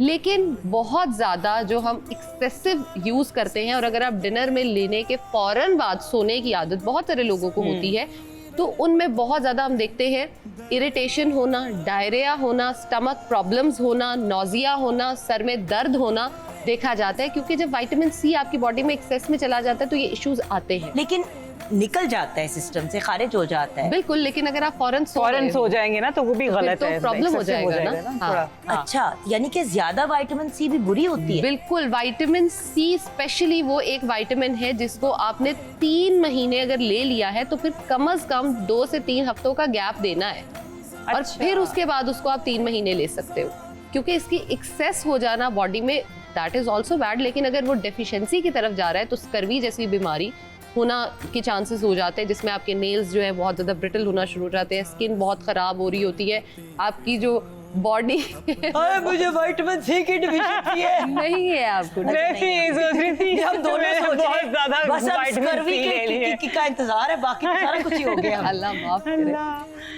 ये प्रॉब्लम तो होती फिर है ना। यानी कि 3 मंथ से बट ये होता है ना कि बंदा जब सुन रहा होता है किसी भी चीज की, तो जो जो अलामात होती जो है वो आप अपने महसूस होती कोई है। बीमारी अपनी सुना रहा था, ये भी मुझे है, ये भी है, मेरी आंखें भी ऐसी हो रही है, मेरे भी सर में दर्द होता है। लेकिन विटामिन सी जो हम मोस्टली यूज करते हैं वो करते हैं अपनी स्किन को अच्छा दिखाने के लिए, and that is very important कि अगर आप अपनी स्किन पे एक ग्लो चाहते हो, उसको एक ब्राइट एंड टाइटन लुक देना चाहते हो, तो उसके लिए vitamin C serums, vitamin C creams आप यूज कर सकते हो। इनर डालोगे बॉडी में तो बहुत अच्छा हो जाएगा। Awesome। यहाँ पे हमें बढ़ना है अपने बहुत ही ब्रिलियंट कवाल ग्रुप की तरफ। देखो, हम लोग बार बार जाके केराटिन, हेयर ट्रीटमेंट्स और पता नहीं क्या क्या कराते हैं अपने बालों को एक सर्टेन लुक देने के लिए। विंसे पाकिस्तान वाहिद ऐसा ब्रांड है जो क्वालिटी कॉन्शियस भी है और बहुत रिनाउंड है। मैंने खुद भी इनके प्रोडक्ट्स यूज़ किए हैं और इनमें मौजूद हैं, आप खुश होंगी।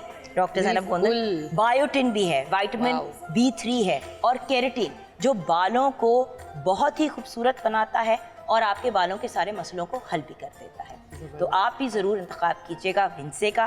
Vince Pakistan is amazing. अच्छा, हम बात कर रहे थे विटामिन सी की। बिल्कुल। तो मुझे ये बताइए कि खाने, एक तो आपने कहा ना कि गोली अगर आपने लेनी है तो वो, अब खाने पीने का क्या हमारा सिस्टम होना चाहिए? अच्छा, जो क्योंकि गोली भी होती है और एक वो शरबत जैसा भी होता है, बहुत से डिफरेंट तरीकों से। चूएबल भी आते हैं जो आप बच्चों में दे सकते हैं, बच्चों की ग्रोथ में ये बड़ा हेल्प आउट कर रहे होते हैं।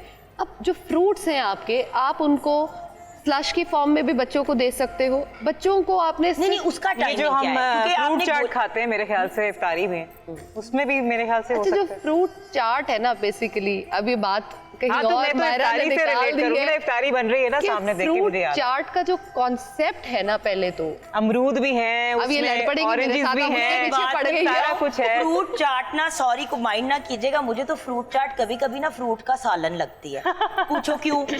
क्यों?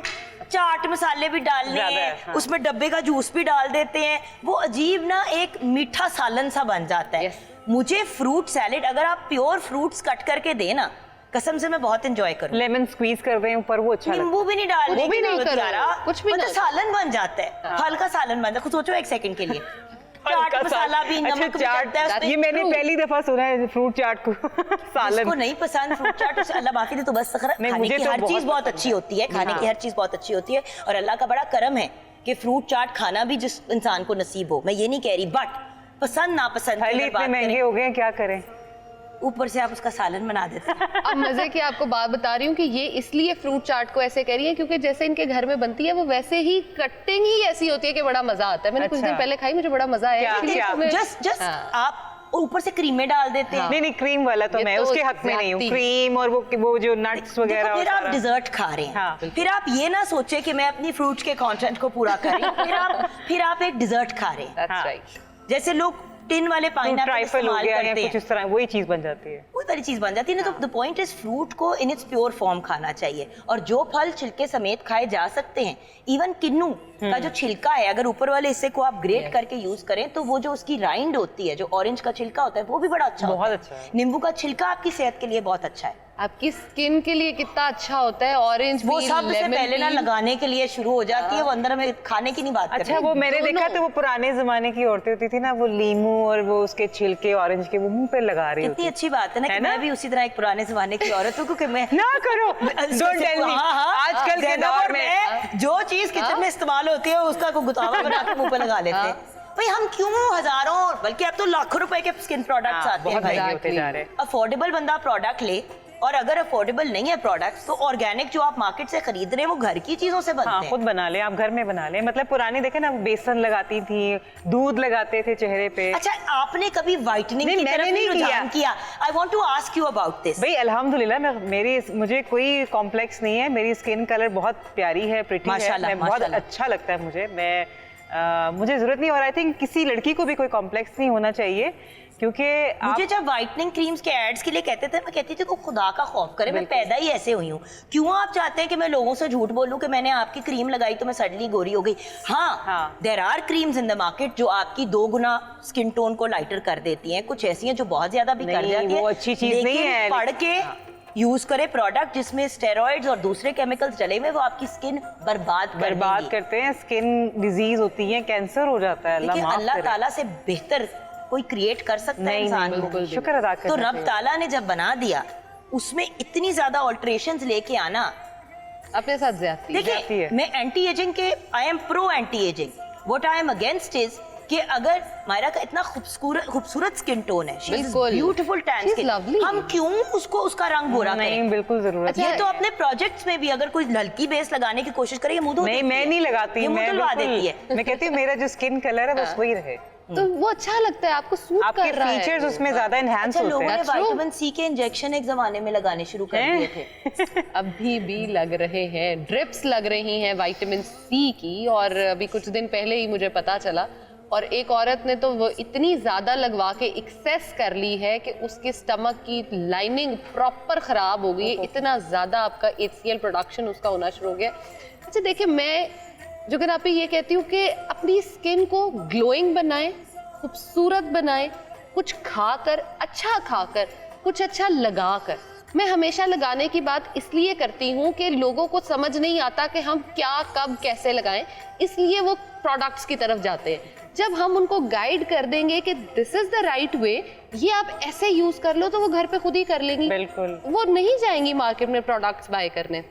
ऑल्दो इसके लिए मुझे पकड़ा भी जा सकता है, लेकिन तुम हमारी प्रोडक्ट्स बंद हाँ, करवाओगी हैं। लेकिन बताना मेरा फर्ज है, मैं बता रही हूँ ये आगे। आपका फर्ज है कि आप लेकिन एक चीज मैंने देखा है कि मतलब सन ब्लॉक जो मैंने सुना है, हाँ। वो बहुत अच्छी चीज है। जान, मैं एक बात बताऊं, हाँ। छोटी हो मेरे से, मेरी बात मान लो। नहीं। सन ब्लॉक का इस्तेमाल प्लीज किया करो। हाँ। क्योंकि मैंने अपने मुंह पे बहुत बुरी छाई यहाँ पे डलवा ली, हाँ। जो मैंने बड़े वही मैं कह रही हूँ, वो अच्छी चीज है, वो अच्छी चीज है। हल्की कर ली है। लेकिन जान, जब बिल्कुल भी एक कतरा मेकअप नहीं होता ना मुंह पे, पता चलता है यहाँ पे पैच का, सिर्फ इसलिए क्योंकि मेरी आंख लग गई एक दिन धूप में। अच्छा। धूप बड़े मजे की थी, किनुशनुकारी थे और आई was expecting my daughter Noor, skin वैसी सेंसिटिव हुई भी थी, मेरी आंख लग गई।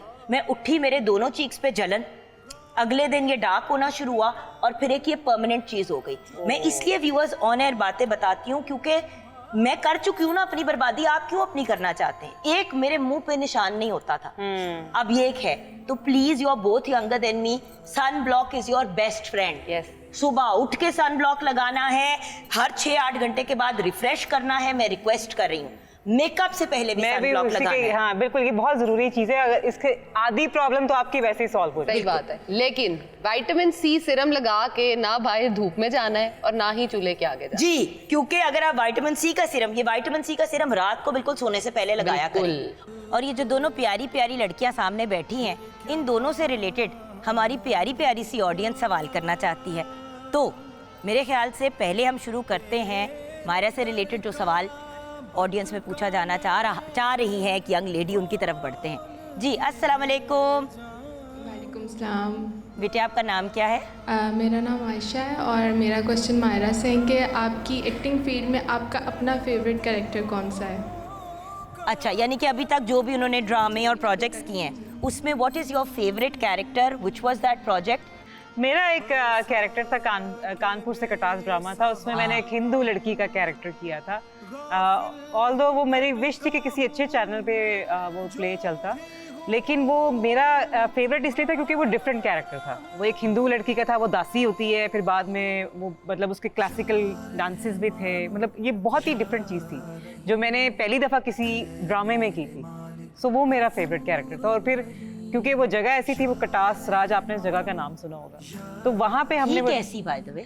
बहुत ही हॉरिबल मतलब बहुत मुश्किल हुआ होगा। देखो, ये चीजें आप लोग नहीं रियलाइज करते, and honestly it's one of those things that is actually quite, मतलब ये मिस हो जाती है ऑडियंस। ये आपको पता है कि जब हमने गांव देहात का सीन दिखाना है, बुरे हालात में दिखाना है, तो वहां पे कोई एसीज, कमरे, बैठने तक की जगह नहीं होती। अक्सर टेंट लगाना पड़ता है जिसके अंदर एक छोटा सा, वो जो छोटे वाले टेंट नहीं होते बैठने, उसमें आप जाके चेंज करते हो। खाना पीना तपती धूप में, खाने को नहीं प्रॉपर चीजें मिलती, कितनी चीजें साथ लेके जाओ। वो ऐसी जगह थी जहाँ पे सांप बहुत ज्यादा थे, तो हमें तो वो शूटिंग करते हुए यही डर लगता था कि भी कोई सांप आ जाएगा, लेकिन नहीं आए क्योंकि वो आपसे डरते थे। नहीं, तो यही तो मैंने बताना था। सबको भी डरा देते हो। सारी जितनी क्रू के लोग थे ना, सारे एक्टर्स, उन सब ने सांप का सामना किया है। मुझे नजर नहीं आया, मुझे क्यूरियोसिटी होती तो थी, मुझे नजर आया ना सांप भी आपसे डरता है। पता नहीं क्यों नहीं आया, मैंने देखा ही नहीं। सांप को सांप सूंघ गया। एनीवे, तो अच्छा, मतलब मजे का कैरेक्टर था क्योंकि मेरा उसमें गेटअप भी बड़ा मजे का था। It was a fabulous play and I agree. I wish more people had seen it. क्योंकि वो इतना ब्रिलियंट प्रोजेक्ट था and your acting was phenomenal.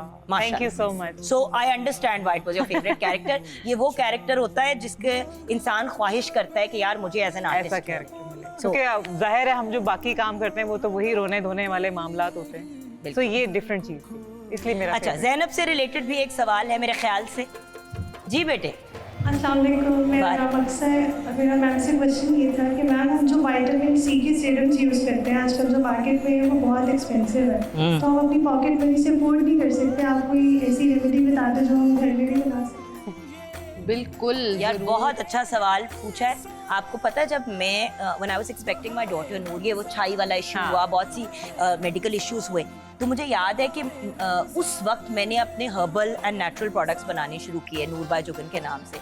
छोटी सी मेरी कंपनी, को इतनी बड़ी वो ब्रांड नहीं है, लेकिन वो इसीलिए बनाने शुरू किए क्योंकि मुझे डॉक्टर ने कहा कि भाई कोई केमिकल बेस्ड चीज आपने लगानी नहीं है। मैं कहा 1 मिनट, हर चीज में केमिकल है, कौन सी चीज है जिसमें केमिकल नहीं है?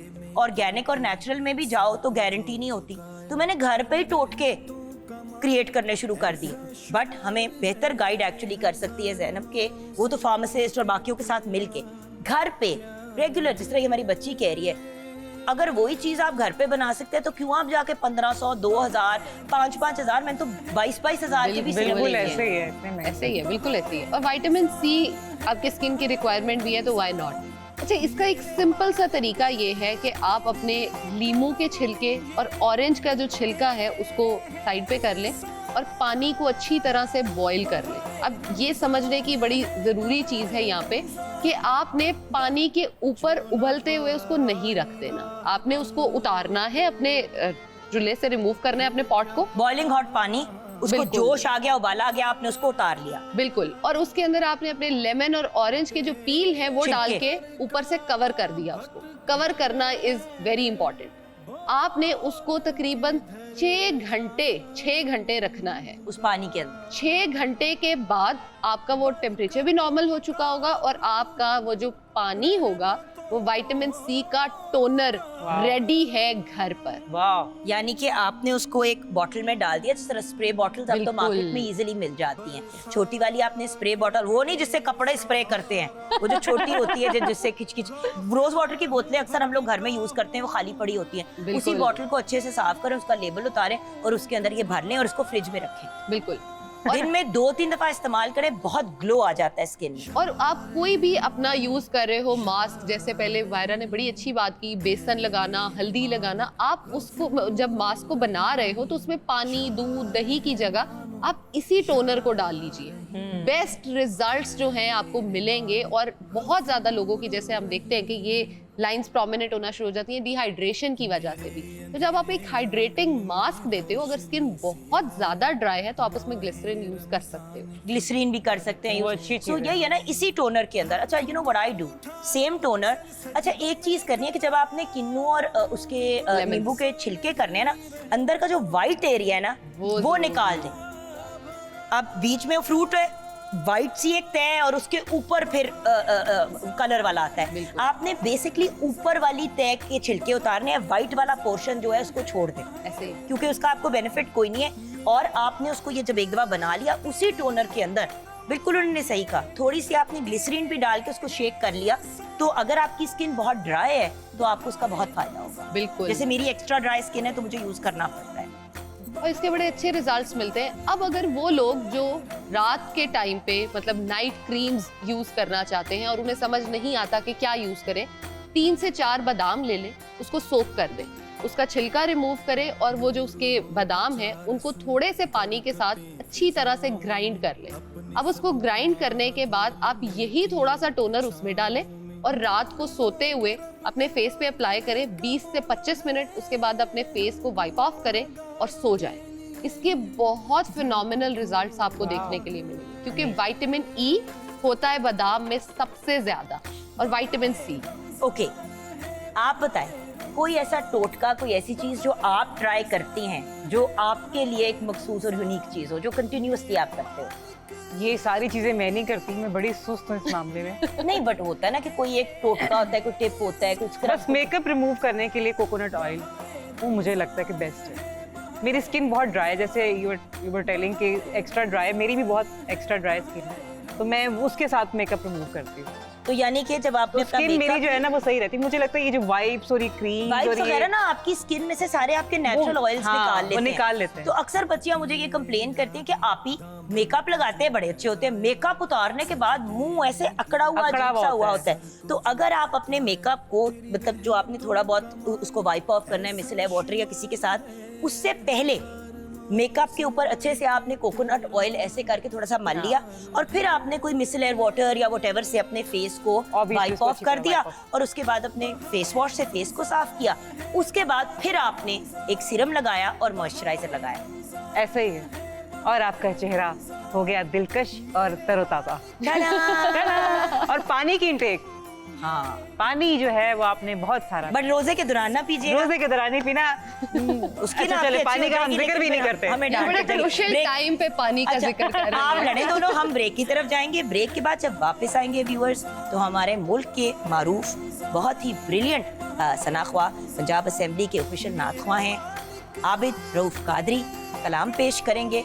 अब वक्त हुआ जाता है तारीख के दरीचों से हमारे प्यारे बच्चों के साथ, एंड मोर इम्पोर्टेंटली मेमूना दूस के साथ। बिस्मिल्लाहिर्रहमानिर्रहीम, अस्सलाम वालेकुम। वेलकम टू माय सेगमेंट तारीख के दरीचों से। प्यारे प्यारे से बच्चे आज हमारे साथ मौजूद हैं जो रमज़ान ट्रांसमिशन अटेंड करने आए हैं और इंटरेस्टिंग सी कहानी सुनने आए हैं कि मुना आपी आज क्या सुनाने वाली है। और मैं बहुत बहुत मुबारकबाद देती हूँ मोमिन को, आज इनका पहला रोज़ा है, आज इनकी रोज़ा कुशाई है, बहुत बहुत मुबारक हो आपको। Thank you. बच्चों, आज हम बात करेंगे इख्तलाफात और मुखालिफत के ऊपर। अब हमें ये भी नहीं पता होगा कि इख्तलाफात और मुखालिफत होते क्या हैं, है ना बच्चों। इख्तलाफात कोई बुरी चीज़ नहीं है, इस्लाम ने भी इसको एक हद तक जायज़ करार दिया है। इख्तलाफ कहते हैं कि अगर एक मसला पेश आ गया है, आपका क्या नाम है? मीरब। और आपका क्या नाम है? ज़ैनब। फॉर एग्ज़ाम्पल मीरब और ज़ैनब के दरमियान में कोई एक मसला पेश आ गया है, दोनों की राय डिफरेंट है और हो सकती है उनकी राय डिफरेंट है, उनका नज़रिया डिफरेंट है, ज़ैनब का नज़रिया डिफरेंट है। हर किसी की अपनी राय होना, अपना ओपिनियन होना कोई बुरी बात नहीं है, लेकिन उसकी वजह से आप दुश्मनी कर लें, आप एक दूसरे से इख्तलाफात कर लें, एक दूसरे से झगड़ा करें, फसाद बर्पा करें, तो ये बहुत गलत चीज़ होती है। तो ये डिफरेंस होता है इख्तलाफ में और मुखालिफत में। मुखालिफत बहुत बुरी चीज़ है जो कि नहीं करनी चाहिए। इख्तलाफ होना जायज़ है, जो कि इस्लाम भी इसकी इजाज़त देता है, और ये इंसान का बुनियादी एक राइट है कि उसका एक अपना पर्सनल ओपिनियन होना चाहिए।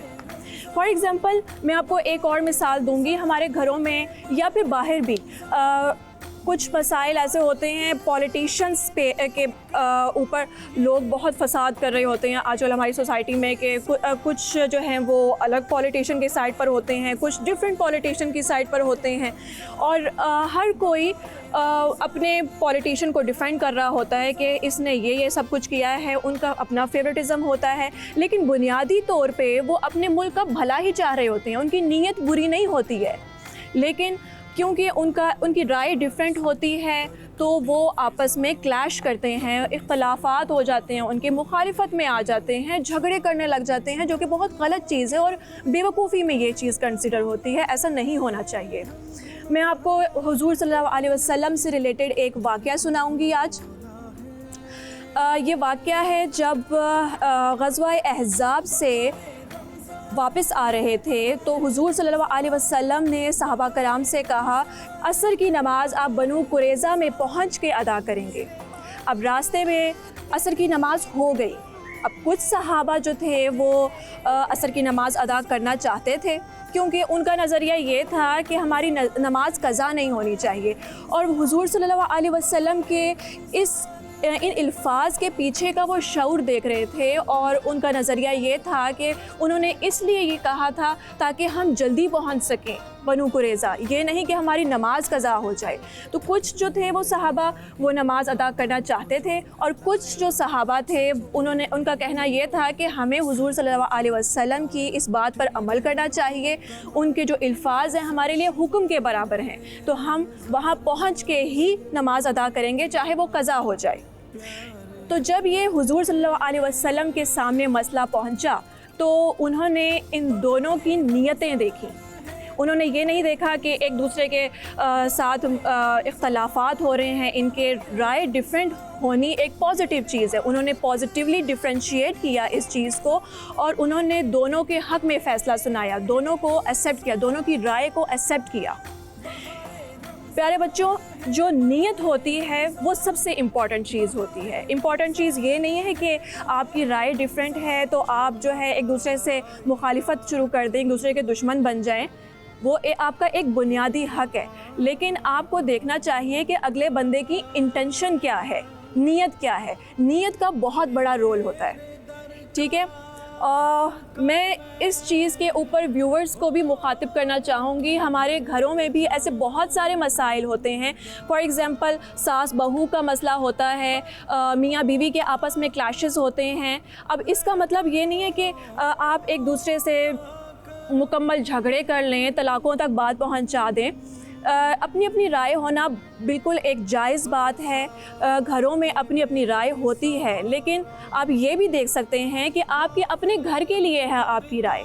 सामने वाला अपने घर के लिए जो बेहतर समझ रहा है, अपने घर के लिए वो सिंसियर है, वो अपनी राय दे रहा है और आप अपनी राय दे रहे हैं क्योंकि आप अपने घर के साथ सिंसियर हैं, आपको वो ठीक लग रहा है। ये नहीं कि आप क्लैश कर लें और बहुत बड़े बड़े झगड़े क्रिएट कर लें। आपको एक दूसरे को समझना चाहिए, अंडरस्टैंडिंग करनी चाहिए और इस बेस पर आप लोगों को एक दूसरे को यानी कि समझना चाहिए, ना कि आप जो है बड़े बड़े फ़ैसले करने शुरू कर दें। अब बहुत सारे घरों में ऐसा भी होता है कि सास बहू के आपस में क्लैश हो रहे हैं, बुनियादी तौर पे दोनों की इंटेंशन सही है, अपने घर के लिए वो सिंसियर हैं, तो बीच में पिस जाते हैं बेचारे शौहर या बेचारे बेटे। देखिए, आपको सबसे पहले तो ये चीज़ मद्देनज़र रखनी है कि हर किसी का अपना एक मकाम है। अब ये भी नहीं करना कि आप माँ की खातिर जो है अपनी बीवी को तलाक दे दें, वो आपके बच्चों की माँ है और किसी की बेटी की ज़िंदगी आप ख़राब नहीं कर सकते। या फिर ये भी नहीं कर सकते कि आप अपनी बीवी की खातिर अपनी माँ को निकाल के बाहर फेंक दें। और एक बात और आपको याद रखनी चाहिए कि इंसान के इंसाफ का सबसे पहला हक़ उसकी अपनी ज़ात के ऊपर है। जो इंसान अपने साथ इंसाफ नहीं कर सकता, वो किसी के साथ इंसाफ नहीं कर सकता। और दूसरी बात मैं कहना चाहूँगी कि एक तो दोनों तरफ से नीयतें साफ़ होती हैं, नीयत अच्छी होती है, और समटाइम्स ऐसा भी होता है कि नीयत अच्छी नहीं होती है एक साइड की, और उसमें आपको क्या करना है।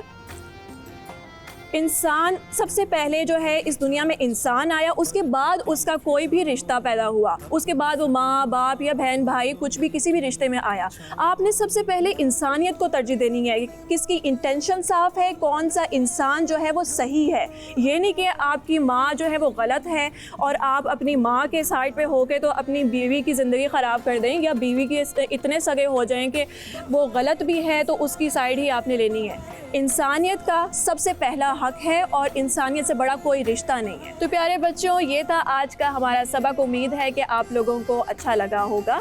व्यूवर्स, इसी के साथ हमारा ये सेगमेंट ख़त्म होता है। कल आऊँगी मज़ीद एक नई कहानी के साथ। और अब वक्त हुआ जाता है हमारे क्विज कंपटीशन का, जिसका नाम है ज़हानत का इम्तिहान। देखते हैं अब आपको कितने सवालों के जवाब आते हैं। मैंने नहीं पार्टिसिपेट करना, मैं मतलब टीम नहीं, अब जब मैं सवाल पूछूंगी ना टीम मैं चेयर करूंगी और हर बार मैं आपसे वेरीफाई। अच्छा, आपकी टीम कौन सी है? टीम चूज कर लें।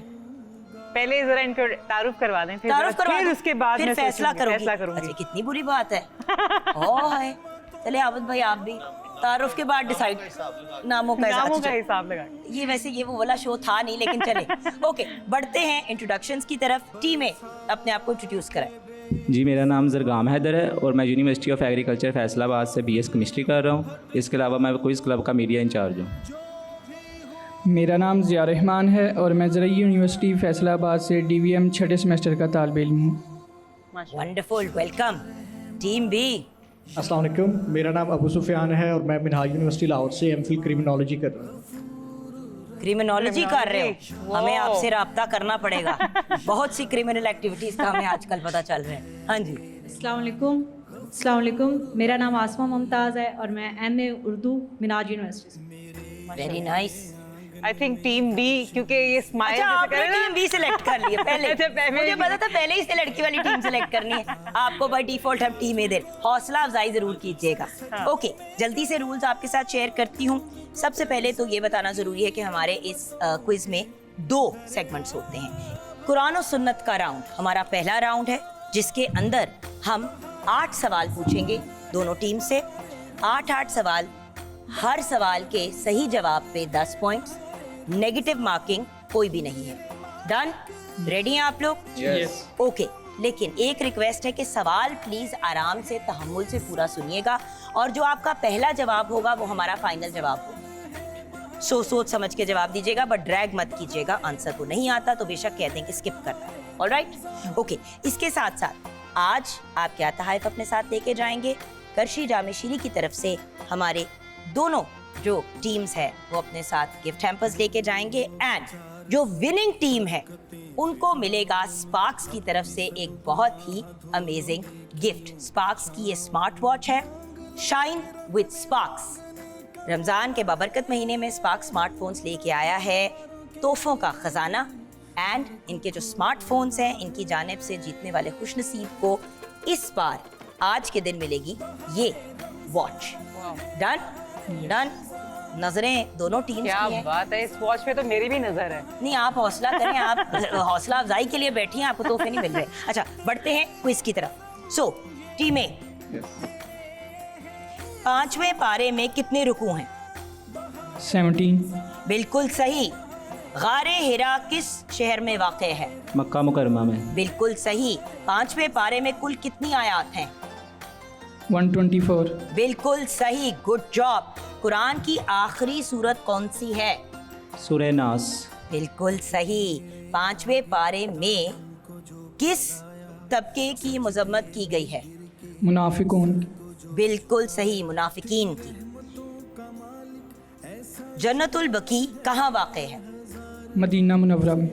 वेरी गुड बेटा, 6 out of 6। वेरी गुड बेटा तुसी भी जवाब दे दो इक्का दुक्का। मुशावरत कर रहे हैं दोनों। हाँ जी, आप अपनी टीम की बस इतना सपोर्ट करें। अच्छा जी, 6ठे पारे में कुल कितनी आयात है? 111। बिल्कुल सही। चले, इक्का भी हो गया, दुक्का भी हो गया। कलीमुल्लाह किसका लक़ब है?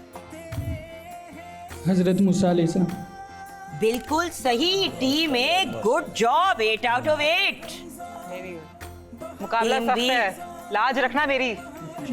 बात लाज पे पहुंच गई है। अच्छा जी, आर यू रेडी? जी मैम। 6ठे पारे में कुल कितने रुकू हैं? 14। बिल्कुल सही। सूरह मरियम मक्की है या मदनी? मदनी। रॉन्ग आंसर बेटा, मक्की है। सूरह मायदा में पहला हुक्म क्या दिया गया है? वादा पूरा करने के बाद। बिल्कुल सही बेटा, गुड जॉब। मुसलमानों पर दिन रात में कितनी नमाजें फर्ज हैं? 5। बिल्कुल सही। नमाज कब फर्ज हुई? 10 नबवी में मेराज के मौके पर। मेराज की रात को। बिल्कुल सही। 6ठे पारे में सूरह निसा की कुल कितनी आयात हैं? 124। 6ठे पारे में सूरह निसा का पूछा है बेटा, तो सूरह निसा की तो सिर्फ 29 आयात हैं। नेक्स्ट क्वेश्चन, इस्लाम के मायने क्या हैं? सलामती में आना। बिल्कुल सही। एंड लास्ट क्वेश्चन, 5वें पारे में किस नमाज का हुक्म नाजिल हुआ? सलातुल खौफ। नमाज खौफ। बिल्कुल सही, गुड जॉब गाइस। बट 2 सवालों के गलत जवाब दिए आपने, जिसका मतलब है कि टीम ए का स्कोर हुआ है 80 और टीम बी का स्कोर हुआ है 60। कितनी खुशी से बता रहे हो ना, 60। अब हमने अपने अगले राउंड की तरफ पढ़ना है। टीम ए रिलैक्स्ड है क्योंकि सारे सवालों के सही जवाब दिए। टीम बी टेंशन इसलिए ना ले क्योंकि अगले राउंड में हर सवाल के सही जवाब देने पे आपको 20 पॉइंट्स मिलेंगे, राइट? सो 20 पॉइंट्स ईच, यानी कि 160 पॉइंट्स आप गेन कर सकते हैं इस राउंड में ईच टीम। और अगेन 8-8 सवाल। रेडी? यस। ये मल्टीपल चॉइस राउंड है, तो मैं आपको ऑप्शंस दूंगी, गौर से प्लीज ऑप्शंस को सुनिएगा और सवाल का पूरा सवाल कंप्लीट होने दीजिएगा। सो टीम ए, कुरान की सबसे बड़ी आयत किस सूरत में है? सूरह बकरा, सूरह कौसर या सूरह अल इमरान? सूरह बकरा में। बिल्कुल सही टीम है। सहल और सुहेल 2 भाइयों की जमीन पे कौन सी मस्जिद कायम की गई थी? मस्जिद नबवी, मस्जिद अक्सा, मस्जिद कौसर? मस्जिद नबवी। बिल्कुल सही बेटा, वेल डन। गज़वाए बदर कौन सी हिजरी में हुआ? 2nd हिजरी, 4th हिजरी या 6th हिजरी? 2nd हिजरी में। बिल्कुल सही बेटा। वेरी गुड भाई, फैसलाबाद से आए हैं वो, तैयारी करके आए हैं। फैसलाबाद की मिट्टी क्या में बात कुछ, है। उधर की मिट्टी और पानी में कुछ ऐसा मामला है स्पेशल। गज़वाए बदर में कितने मुसलमान शहीद हुए? 14, 20 या 80? 14। बिल्कुल सही बेटा, 4 में से 4 राइट। हुज़ूर पाक सल्लल्लाहु अलैहि वसल्लम खुद को किस हस्ती की दुआ फरमाते थे? हज़रत इब्राहीम, हज़रत मूसा या हज़रत ईसा? हज़रत इब्राहीम अलैहिस्सलाम। बिल्कुल सही बेटा, गुड जॉब। नेक्स्ट क्वेश्चन, हज़रत ईसा किस कौम की तरफ नबी बन के आए? बनी इसराइल, बनी इस्माइल, बनी हाशिम? बनी इसराइल। बिल्कुल सही, गुड जॉब। दुआए कुनूत किस नमाज में पढ़ी जाती है? इशा, असर या फजर? ईशा की नमाज में। बिल्कुल सही। मुस्कुराहट जरा चेक करें, घड़ी के ऊपर नजर है। आप भी शाइन विद स्पार्क्स के चक्रों में है मेरे ख्याल से। हुजूर पाक सल्लल्लाहु अलैहि वसल्लम का ताल्लुक कुरैश के किस खानदान से था? बनी हाशिम, बनी आदी, बनी उमैया? बनी हाशिम से। बिल्कुल सही। ये जो इंसाइक्लोपीडिया हमारे साथ है भाई, दोनों राउंड्स में स्कोर 100% रहा है। बढ़ते हैं टीम बी की तरफ। 100% ही देना है जवाब। 100% ही देना है जवाब। ओके, ग़ज़वा बदर में कितने कुफ़ार कैदी बने? 70, 140 या 200? 70। बिल्कुल सही बेटा। जामिउल कुरान किसको कहा जाता है? हजरत सलमान, हजरत उस्मान या हजरत जैद को? हजरत उस्मान। बिल्कुल सही बेटा। हारून रशीद ने सबसे बड़े काजी का मनसब किसको दिया? इमाम अबू हनीफा, इमाम अबू यूसुफ या इमाम मलिक? इमाम अबू यूसुफ। बिल्कुल सही बेटा। हुजूर पाक सल्लल्लाहु अलैहि वसल्लम के हवारी का लक़ब किसका है? हजरत जुबैर, हजरत उमर या हजरत अनस? हजरत जुबैर। बिल्कुल सही बेटी, गुड जॉब। सफरे हिजरत में हुजूर पाक सल्लल्लाहु अलैहि वसल्लम के साथ कौन था? हजरत अली, हजरत अबू बकर या हजरत सलमान? हजरत अबू बकर सिद्दीक। बिल्कुल सही बेटा। हिजरत की रात हुजूर पाक सल्लल्लाहु अलैहि वसल्लम के बिस्तर पर कौन सोया? हजरत अली, हजरत अबू बकर या हजरत सलमान? हजरत अली रज़ियल्लाहु ताला। बिल्कुल सही बेटा। फरिश्तों का सरदार कौन है? हजरत मिकाइल, हजरत इज़राइल या हजरत जिब्राइल? जिब्रील अमीन अलैहिस्सलाम। बिल्कुल सही बेटा। एंड फाइनली, हजरत उस्मान के वालिद का नाम क्या था? अब्दुल्ला, अफान या जुबैर? अफान। बिल्कुल सही बेटा। Very good, well done, good job. लेकिन अनफॉर्चुनेटली जो राउंड 1 में आपने 2 सवालों के गलत जवाब दिए तो स्कोर आपका 220 बना और हमारी विनिंग टीम 100% मार्क्स 240। कॉन्ग्रेचुलेशंस, आपको मिलेगी स्पार्क्स की तरफ से ये बेहतरीन smart watch. Congratulations, shine with sparks. And हमारे जो दोनों टीम्स हैं वो करशी जामी शीरी की तरफ से गिफ्ट हैम्पर्स लेके जाएंगी। ममूना, आप बताएं कि कैसा एक्सपीरियंस रहा रमज़ान ट्रांसमिशन का, बच्चों के साथ इंटरेक्ट करने का? माशाल्लाह, you're a renowned actor, you're a very very good host, लेकिन बच्चों के साथ डील करना बहुत डिफरेंट होता है, नहीं? बहुत मज़ा आया मुझे। मेरा डिफरेंट एक्सपीरियंस है, पहला एक्सपीरियंस है रमज़ान ट्रांसमिशन का, और आपसे बहुत कुछ सीखने को मिल रहा है। जिस तरीके से आप सब कुछ हैंडल कर रही हैं, और आपसे बेहतर होस्ट तो मैं नहीं हूँ, ज़ाहिर है। और बच्चों के साथ बहुत मज़ा आ रहा है, एक डिफरेंट चीज़ है।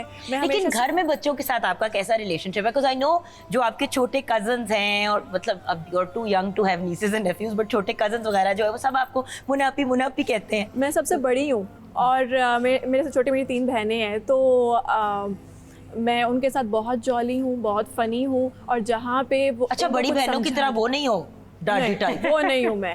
हाँ, जहाँ पर मुझे उनको कुछ सिखाना होता है, जहाँ तरबियत की बात बेसिकली अम्मा अब्बा जब घर से जिम्मेदारी पड़ जाती है कि अब तुम समझाओ। बड़ी बहन जो होती है ना, माँ ही होती है। मेरी बेचारी बड़ी बहन का 2 साल बड़ी है सिर्फ मेरे से। अच्छा। लेकिन वो आपा हैं और पूरी फैमिली अब उनको आपा इधर बुलाती है। मैं आपा हूँ ना, मुझे भी आपा ही मैं बड़ी हूँ ना। अच्छा, मैं मिडिल चाइल्ड हूँ, मैंने तो हमेशा ही मैं ना इधर की रही हूँ ना उधर की रही हूँ, बच्चों के साथ। लेकिन बाकी बहुत एंजॉय मेरे है ना, मतलब मेरी नीस है, नेफ्यू है मेरा, माशाल्लाह। मैं घर जब जाती हूँ, मतलब काम से थकी हुई, उनके पास बैठती हूँ, बस मैं रिफ्रेश हो जाती हूँ, ऐसे जैसे। भाई घरों में, जिंदगी में रौनकें इन बच्चों की वजह से। एग्जैक्टली, आप अपने गम भूल जाते हैं। गम भूल जाते हैं। क्या?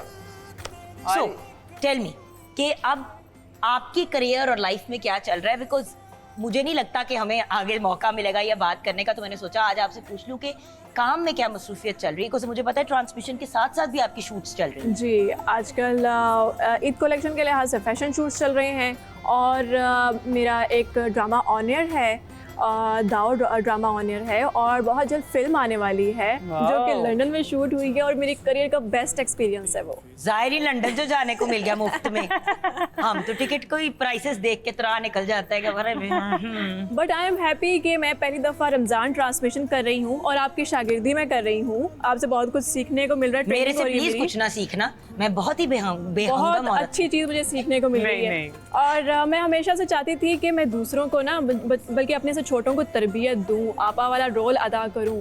मुझे इंस्पायरिंग और मोटिवेशनल। बेटे जब शादी हो गए, बच्चे हो गए तो तब सारा कुछ ये कर लेना। अभी आप इजी हो जाए, अभी आप रिलैक्स करके आप भी बन के ही चले। वो तरबियत वाला हो गई। ऑनेस्टली जब पूरी तरबियत की जिम्मेदारी पड़ जाती है ना एज अ पेरेंट, तो दिमाग के पटाखे उड़ जाते हैं। ये हम समझ सकते हैं। मुझे पता है ना, मेरे बहन भाई मैं उनको देखती हूँ, कहते हैं हाँ, तुम्हें पता चलेगा। आप अभी बचे हुए, अभी आप इजी हैं। anyway, बच्चों की तरफ बढ़ती हूँ क्योंकि हमारे पलाले से बच्चे हमारे साथ हैं रोज़ा कुशाई के, और रोज़ा इफ्तार करने के लिए बच्चे हमारे साथ हैं। मेरी प्यारी सी लाडली सी अशर भी हमारे पास आ गई। थैंक यू मेरी जान। आऊज़ु बिल्लाहि मिनश शैतानिर रजीम, बिस्मिल्लाहिर्रहमानिर रहीम, अल्हम्दुलिल्लाहि रब्बिल आलमीन वस्सलातु वस्सलामु अला सय्यिदिल अंबियाई वल मुरसलीन। या रब्बिल आलमीन, हम इज्जो इनकिसारी का इजहार करते हुए आज तेरी बारगाह में फिर से हाजिर हैं और शुक्र बजा लाते हैं कि तूने हमें 5वां रोज़ा भी मुकम्मल करने की तौफीक व सआदत अता फरमाई। या रब्बुल आलमीन, इतनी बड़ी इबादत को सही मानों में पूरा करने की तौफीक अता फरमा जो हम तमाम रोज़ेदारों को तेरी खुशनुदी और रज़ा के करीब तर फरमा दे। या रब्बुल आलमीन, जितने लोग मुफलिस हैं, परेशान हाल हैं, तमाम को आसूदगी अता फरमा। खुसूस बिलखुसूस हमारे गज़ा के बहन भाई, हमारे फ़लस्तीनी मुसलमानों पर के हाल पर अपना रहम फरमा। या परवरदिगार आलम, मुल्क पाकिस्तान के जुमला मसाइल, जुमला अंदरूनी और बैरूनी मामलात में हमारे हुक्मरानों की ताईद व नुसरत फरमा और इनकी सियासी बसीरत में इजाफ़ा फरमा। परवरदिगार आलम, जितने लोग इस वक्त मेरे साथ दस्ते सवाल दराज किए हुए हैं, तमाम की मुश्किलात को दूर फरमाते हुए उनकी दिली हाजात को पूरा फरमा। परवरदिगार आलम, इस ट्रांसमिशन की सूरत में हमने दर्स व तदरीस की शक्ल में जो कुछ सीखा सिखाया, उन तमाम पर अमल करने की तौफीक अता फरमा। आमीन बिजाहिन नबीहिल अमीन।